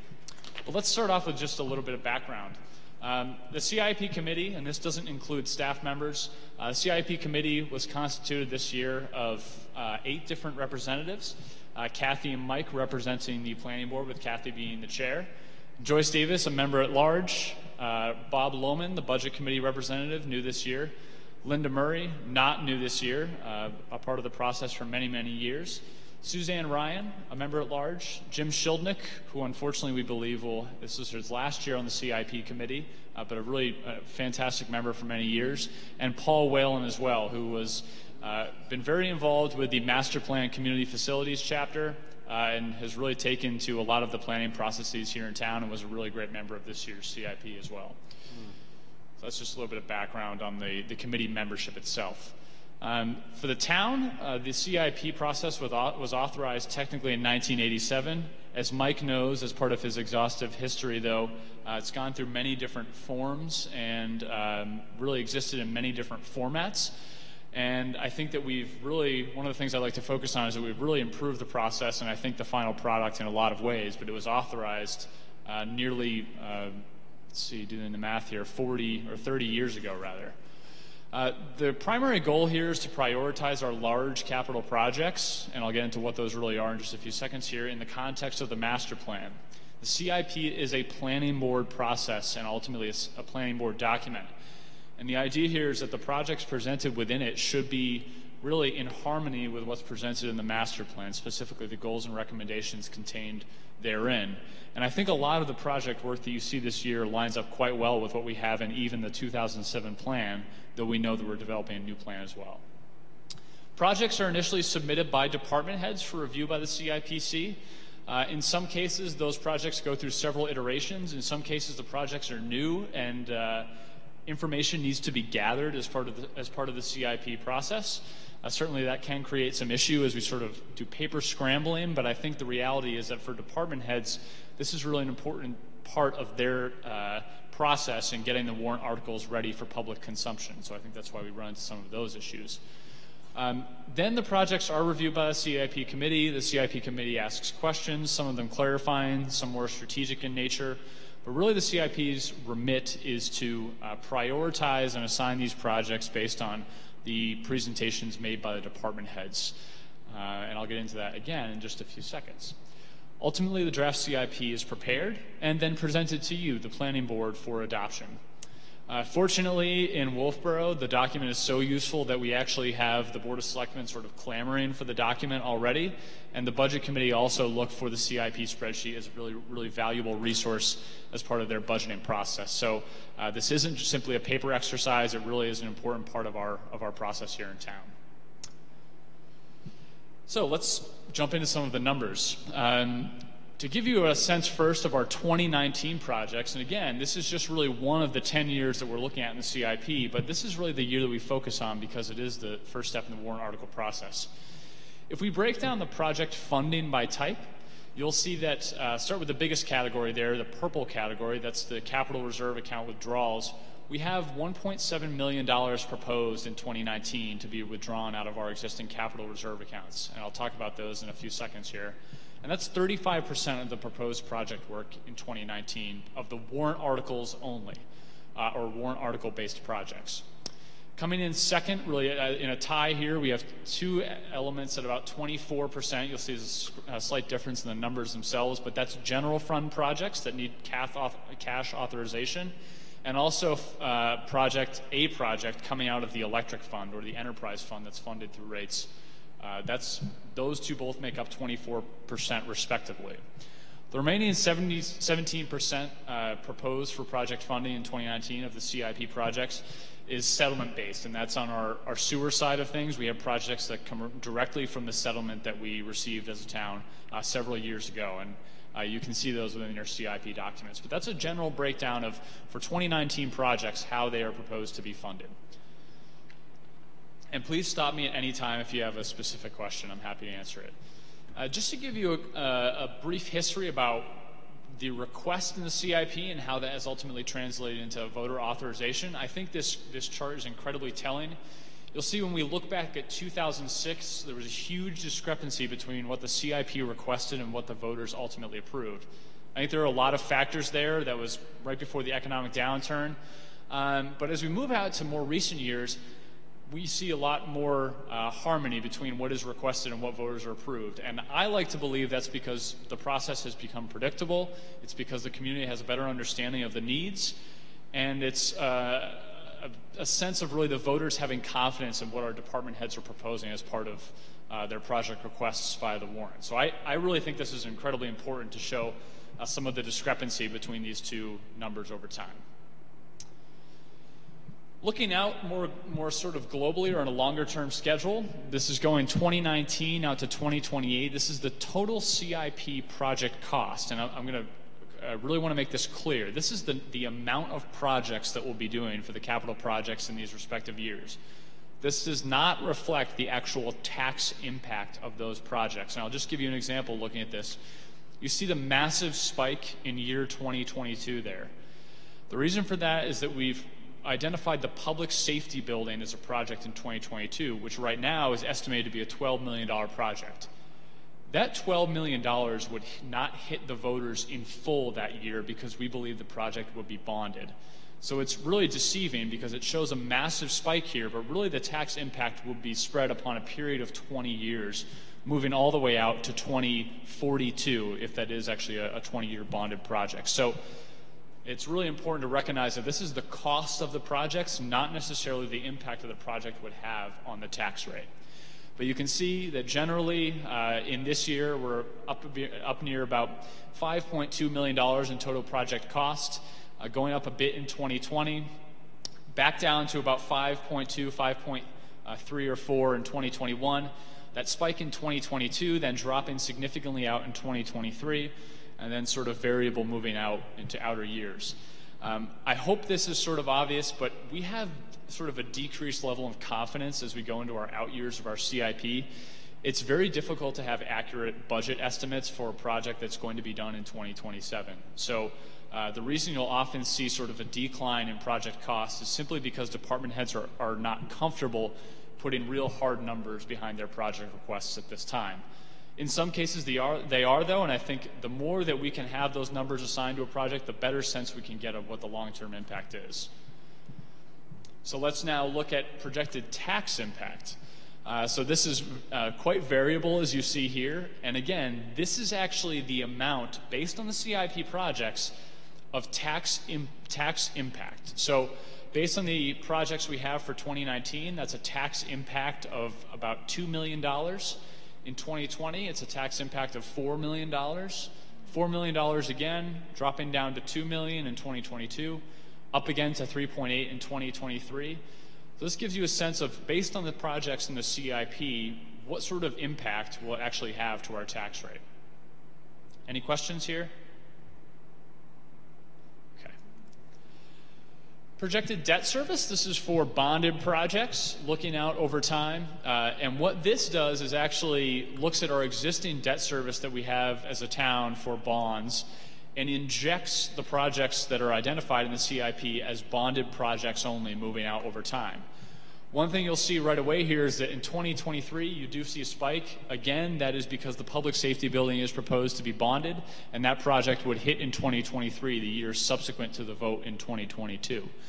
Over time, and this is not surprising, moving out to 2037, we see a decrease in debt service simply because beyond the 2028 year, we are not proposing to add new projects because the CIP does not extend that far. So it's a bit misleading to show this 20-year chart, but I think our CIP members were interested in the full 20-year schedule based on projects we would be bonding for 20 years in the CIP. Okay? And I should note too that in the CIP plan in your packet, you'll see that a lot of these items have very detailed spreadsheets that go along with them. If you are interested in some of the data or the data that really back up a lot of the projections that I've done here. And we do make some assumptions as well. Projected capital reserve account balances. Obviously, the town has done a fantastic job to act in a fiscally responsible way and really save for long-term asset management and project expenditure. This is just the 5 capital reserve accounts that are identified within this year's CIP.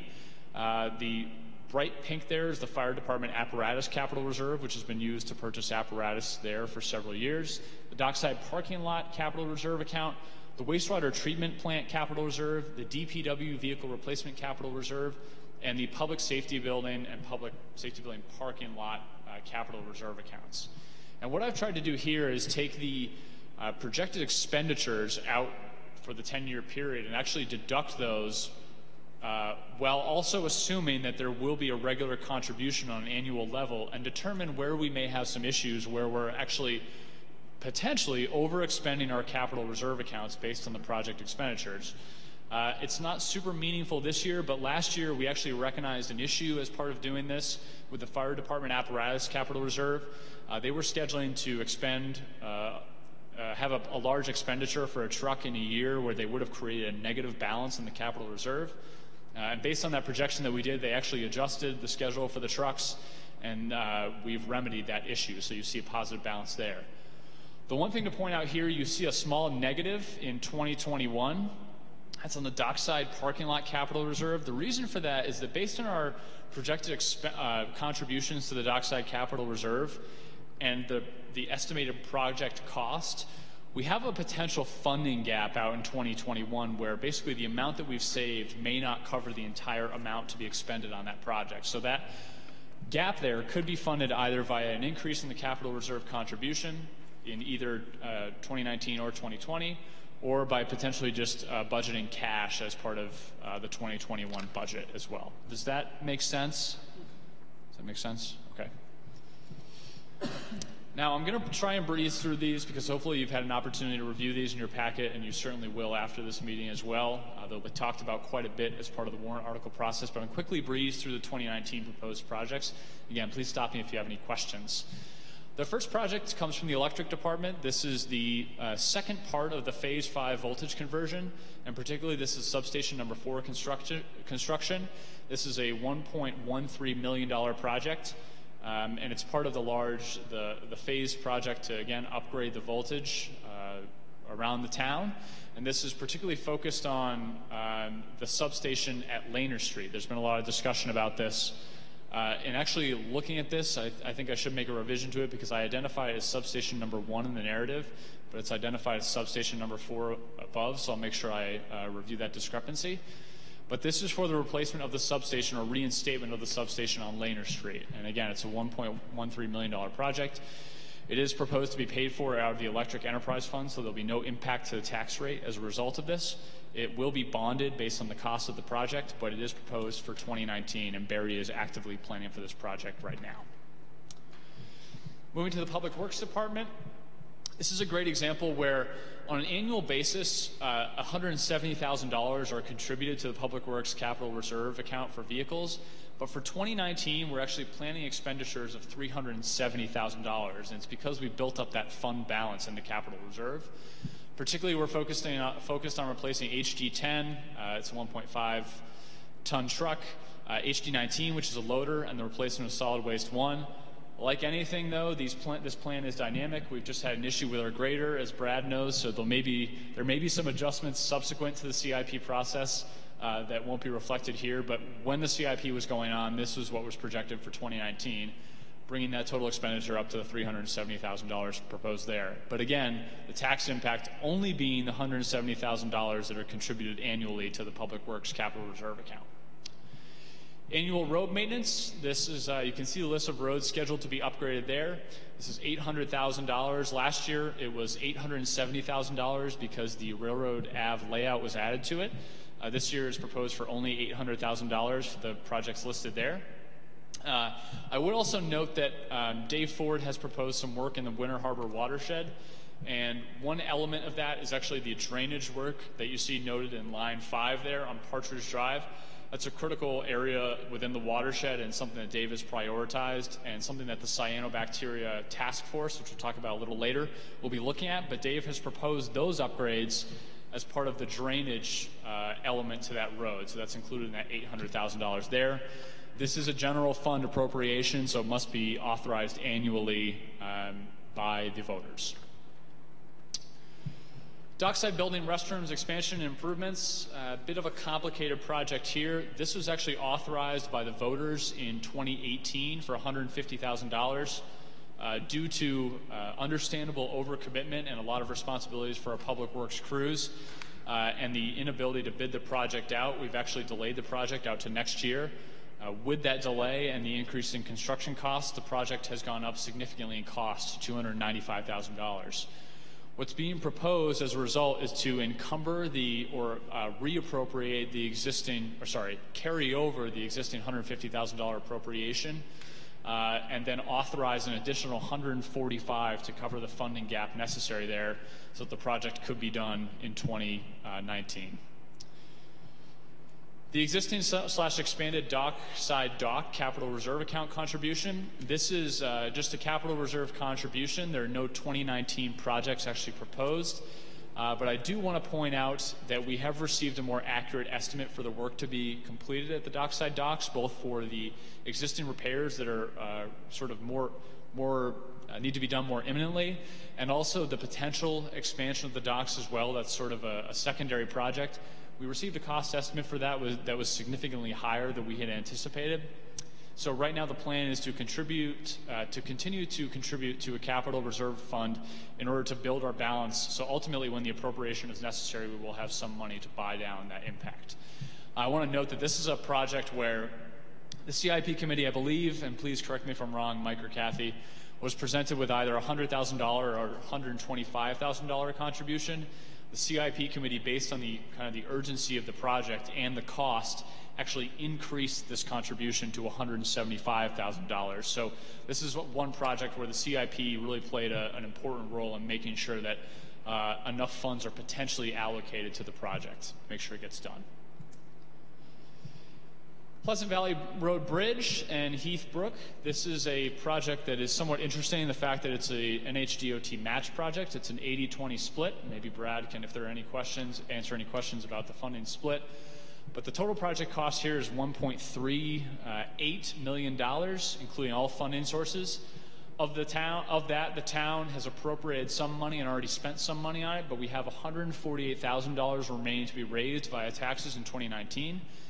With that said, I believe you will see the full amount for appropriation on the warrant article, but please recognize that the amount hitting the tax rate will only be the 148 gap that needs to be filled on the project.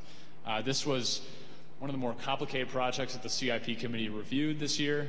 There are many different funding sources, and we've already expended many monies on the project as well, so it's very complicated.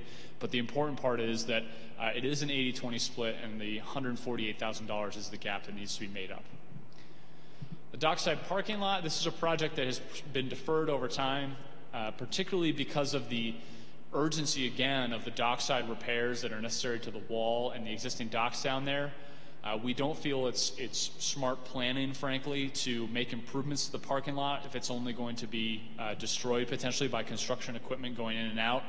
So we've deferred this project out really at this point to 2020 or 2021, but we do propose continuing to contribute to the capital reserve account that exists for this project. And the reason for that is that certainly I do, and I think Dave does as well, we view this dockside area as a critical part of our downtown.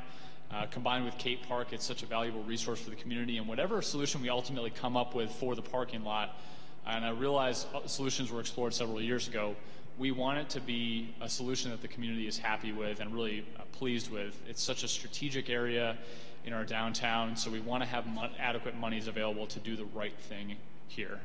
Whether that includes landscaping or additional parking, we just want to have adequate money available, so we're continuing to contribute to the capital reserve here. Water Department, no capital projects proposed in 2019 actually for the Water Department, so nothing there. Sewer Department, we do have a wastewater treatment plant capital reserve, so you'll see the 125 on the warrant to contribute to that. However, for 2019, only $62,000 are scheduled for expenditure. So I just want, hopefully everybody understands that we're still contributing $125,000, but the expenditures proposed based on the facility's needs in the asset management plan are only $62,000. That's electrical system upgrades. RIB Effluent, this is a settlement-funded project, if you remember back to our first chart. These are just continued pilot testing up at our RIB site that I'm sure you've heard Dave Ford talk passionately about. If you haven't, pay attention to the warrant presentation this year. I'm sure he'll be talking about it a bit more.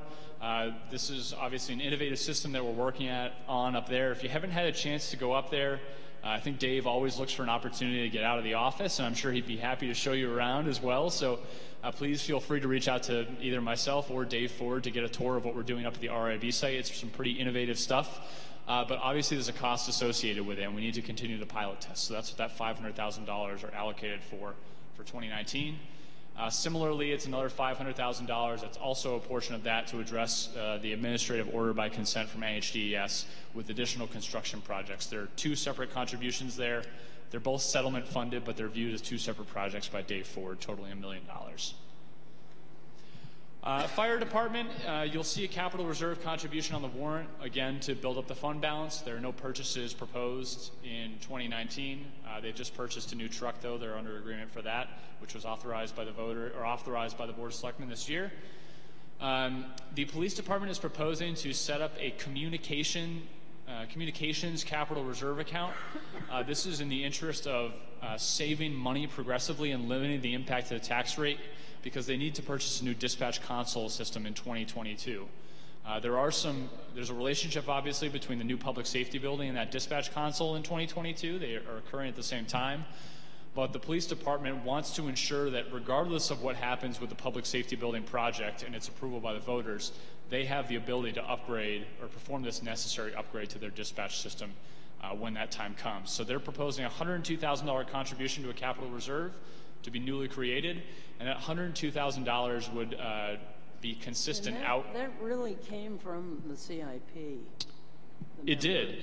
Yeah, so it did. And so the CIP recommended a capital reserve to the police department based on their initial presentation. They really liked the idea of saving progressively. I had a meeting with them. I think town management also met with them as well. So this is another project, Kathy, thank you for pointing that out, where the CIP really played a role in how the project would be funded. And the CIP has been committed historically to capital reserve accounts, and I think that this is another example here. So that would be a total contribution for 4 years, $102,000 each year, hopefully totaling $408,000 that would be expended out in 2022 for that new dispatch console. Public safety building, I'm sure you've all heard something about this project. It's like any large project, the number is quite shocking based on the initial estimates. But regardless of what that initial number actually turns out to be, what the size of the building turns out to be, where the building turns out to be, we want to make sure that we are saving money so that this project can be done. So what is being proposed in 2019 is a $100,000 contribution to the existing capital reserve account. I have recommended that in 2020 we increase that to $200,000 and progressively increase it. And the reason I've recommended that is that we actually will minimize the impact to the tax rate in 2022 when the bond payment hits. So as you build up this contribution, you limit the impact of a large bond like that to the taxpayers, while also buying down the cost of the project by saving up this money, which would be $1 million ultimately. So just to sort of give you a sense of what that means, we have a $12 million project right now. We'd save up $1 million over the next 4 years. The cost of the project would be $11 million in 2022, but hopefully we've formulated that in a way to limit the tax impact. We've identified 2 additional types of projects. One was in the last CIP, the first being the 2020 Horizon projects. They are listed in the back of the CIP document, not in the total back, but near the end of the narrative. I won't go through these in detail, but we want to give a sense of what may be coming down the pipe next year. Additionally, we've identified some new placeholder projects, and I apologize, this is sort of hard to read, but I've designed this presentation so if folks see this on TV, they at least get a sense of what the narrative says. The 4 placeholder projects we have in the CIP, we have in 2025 Libby Museum building improvements and potentially an expansion depending on what the results of the feasibility study is that was authorized by the voters in 2018. Between 2026 and 2028, we have some phased improvements for the Pop Whalen building. That building, this is a project that through the CIP process we've realized really needs some attention and some study before we develop a plan for investing capital in that vital community facility. But we are proposing 3 phases for the project, with 2 of those taking place between 2026 and 2028. The third placeholder project is the MED generation building / community center reuse. This is the first example where, and maybe it's not the first example, but it's an example of the fact that we do not know what this project entails, but we are doing further research at this time to identify what the scope of a reuse would be at the MED generation building. We've put it out in 2028 because that's the last year of consideration for this iteration of the CIP. But we recognize that other opportunities could arise. A potential reuse could be more clear within upcoming years, but we feel more comfortable having it in the final out year of the CIP, and that's why you see it in 2028. Similarly, the new community center, which was proposed, has been proposed as part of the draft community facilities chapter that Mike's group presented and John's group presented. That's clearly a community need that we heard at the forum as well, but because of the lack of clarity or cost or specific project scope, the CIP committee felt that was best to have in 2028, fully recognizing that prioritization could modify that, and the project could become more important as time goes on, even as soon as next year's CIP or the year after that. So those are our placeholder projects that are reflected on the CIP, but without specific cost estimates assigned to them, for them. With that, I'd be happy to answer any questions, but just want to thank really the CIP committee members. I think they do a fantastic job developing this plan. It's a very intense period of time that we meet on almost a weekly basis. It's a lot of work by the department heads and town management as well, but I think that this plan has an unbelievable amount of value to the town, and I can just tell you that working closely with Dave Ford, it's really the basis of how he proceeds with the warrant article process. So that's just one example of it's really an important document. And CIP really felt it was important to get those placeholders in there, because they kept coming up. We know that there are projects that need to be done, even though we don't know any cost figures really.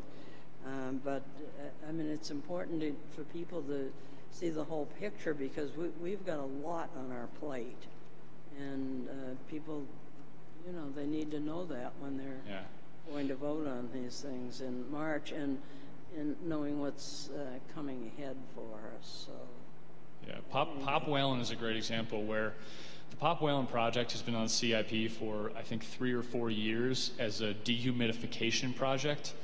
As it turns out, that's actually not what needs to be done to the facility at all, and that's come about as a result of the CIP process. Christine has taken a hard look at that facility with the assistance of some consultants and realized that in order to make this work on a long-term basis, and even potentially as a 4-season destination, there really needs to be significant capital investment in the building, because it was gifted to the town, but there are upgrades that must be done. So I think that you're absolutely right, Kathy. We don't want to lose these really important projects that may not be fully scoped, but really are going to have a huge impact on the voters, and certainly on, I think, department heads as well moving forward.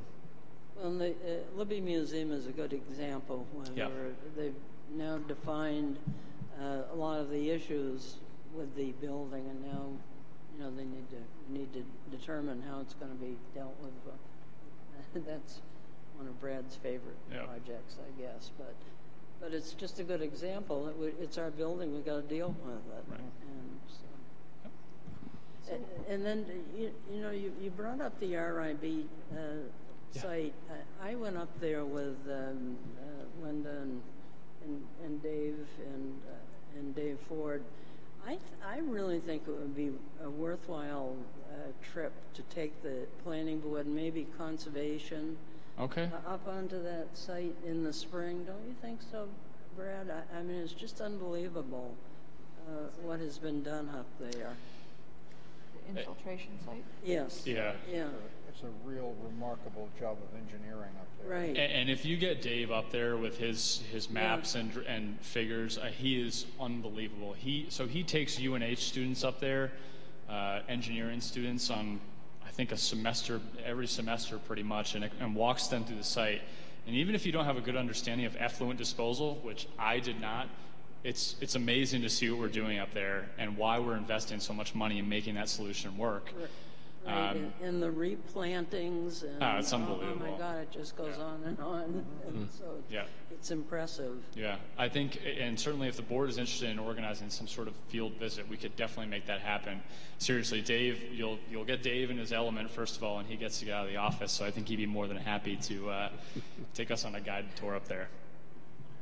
So the last sheet of this colored package is the, tax rate impact. Yeah. Which is which is, of course, of primary concern to every resident in town. So I'm not even sure what this means. Is that a .404 increase? Point. It's a really good question. That's really important to talk about. This tax rate impact sheet is something that I'm actually always a little uncomfortable preparing, honestly, because these amounts may change. But the goal here is to show, based on the 2019 projects, capital projects only, what is the increase to the tax? The increase to taxes, basically, on the 1,000. And the base rate's not even here, so we don't. That's correct. That's correct. Yeah, and maybe that's something we should probably add to it. But what's basically proposed here is a $1.02 increase. On what, though? Is it $1 or is it on $200? No. If the rate now is $1 for every 1,000, and we're increasing it $1, it's different than if it's $1 on every, current rate is $4. It's a percentage issue. Okay. But that changes every year too, depending on what gets voted in at Right. town meetings and stuff. But this is relative to nothing until you compare it. You say, okay, my tax rate is this. My house costs this. I can figure this out. But this is devoid of any information about, what the rate is per 1,000 even. Yep. No, and that's something I can definitely add in here. So I think adding what the current per 1,000 rate is, and also just making it clear that what this dollar is, I can add those two notes in here. Maybe Not a problem. I'd be happy to do that as a condition. Maybe I can offer a little bit of an explanation. The CIP remit is to, pardon me, take a look at departmental projections of what they want to spend for various projects, capital outlay projects, $100,000 or more over time, and then see how those expenditures impact the town's tax base. So we thought one way of doing it, a piece of information that we needed, was to see what increase per 1,000 each of the projects would entail. So when we came to look at the projects presented for a particular year or a span of 5 or 10 years, we could balance them out and try to equalize the impact over the tax base in the entire town so that no one particular year got hit really heavily. And that's what, so we asked for an indication of what the tax impact might be for these various projects. It wasn't ever meant to be anything other than a good guesstimate based on... Short of the information on how much the current rate is per 1,000, this is meaningless. Because if it's $1 per 1,000, or if it's $100 per 1,000 currently, I can't predict, just looking at this chart, what my increase in tax would be. It's really, and this is an internal document more than it was ever meant, in my opinion, to be published size for external consumption. It was a way for the board to think of their current tax rates and add the 40 cents on top of it and see what now it would be if this project goes through in 2019. But on top of what? It would just be good to have that number here. What's the current number? It lacks context. There's no question about that. And I think that adding the current rate on... It's not going to hurt. Yeah, I think, and I did publish it as part of last year's CIP document. So it's just referential material, but adding the per 1,000 information and what the current rate is, I think that makes a heck of a lot of sense, because you're right. If you just pull this sheet out, you have no idea what it means. What is the current rate per 1,000? Actually, don't know off the top of my head. tax rate is, I think it's $15 per 1,000, right around the $15 mark. 15. That's what our tax rates bills came in at. Yeah, the bills just come out. I haven't worked out my latest rate. I thought it was a little higher than 15. Would it be useful to put last year's impact on the tax rate for capital improvements just for comparison? In other words, here I'm having to pay $1 more per 1,000. Yeah. So and it probably is last year I was paying a similar amount. Yeah. So I did that last year, and I can just tell you there are a whole lot of reasons I really don't want to do that, because the actual impact that was authorized by the voters is without question going to be different than what the CIP actually authorized. So I hesitate to put in the rate that was estimated as part of the CIP when we know that that's not ultimately what the voters authorized. Does that make sense? So to me, I don't think it's a good idea to include the tax rate impact that we projected for last year's projects, but I did it last year, and I just wasn't totally comfortable with it. This is nothing more than a guesstimation Right. sheet. It's not meant to be written in stone or taken to the bank by any citizen or even member of the planning board. It's really an internal document for CIP. No, and I'll tell you, I've heard some comments recently that I didn't hear these last year, but that concern me about the fact that my number here is almost being treated as gospel, and I want to make it very clear. These are estimates. Everything in here, bonds, these are all estimates. I do my best to do this, but the tax rate for capital projects may be 97 cents. It may be $1.35. I have no idea. Last year, I think I was off by a cent, but there's no promise of accuracy moving forward. So I just want to make that really, really clear. It's an estimator only. Okay, so I'd like to ask for adoption of the document, conditional right. upon addition of the information I think that Vaughn has suggested on this spreadsheet. I think that'd be a good addition to it. So moved. Seconded. Okay, motion has been made and seconded to adopt the CIP. All in favor, please say aye. Aye. Aye. Opposed? Abstentions? Okay, so we're going to get this together and send it to the Budget Committee and the Selectmen as soon as possible. Yeah. And then we'll be presenting it to the Selectmen the Monday after Thanksgiving at their meeting. That's correct. Yep, we'll do a transmittal letter with the document to the two groups and then do a presentation at the Board of Right, Selectmen. and the committee, with the new members, I thought and it was a larger committee, but I thought it worked reasonably well.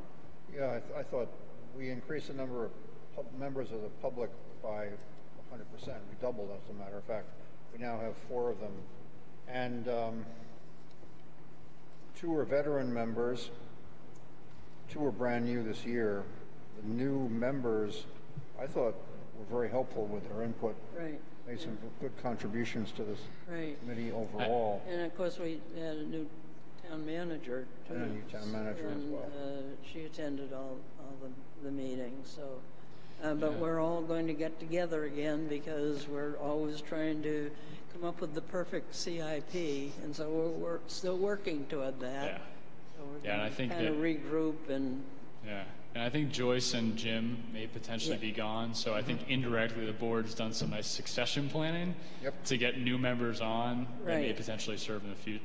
Suzanne and Paul may choose to re-up for next year, and they'd have some experience, which I think is really Right, a but we will be positive. looking for some new members. Yeah.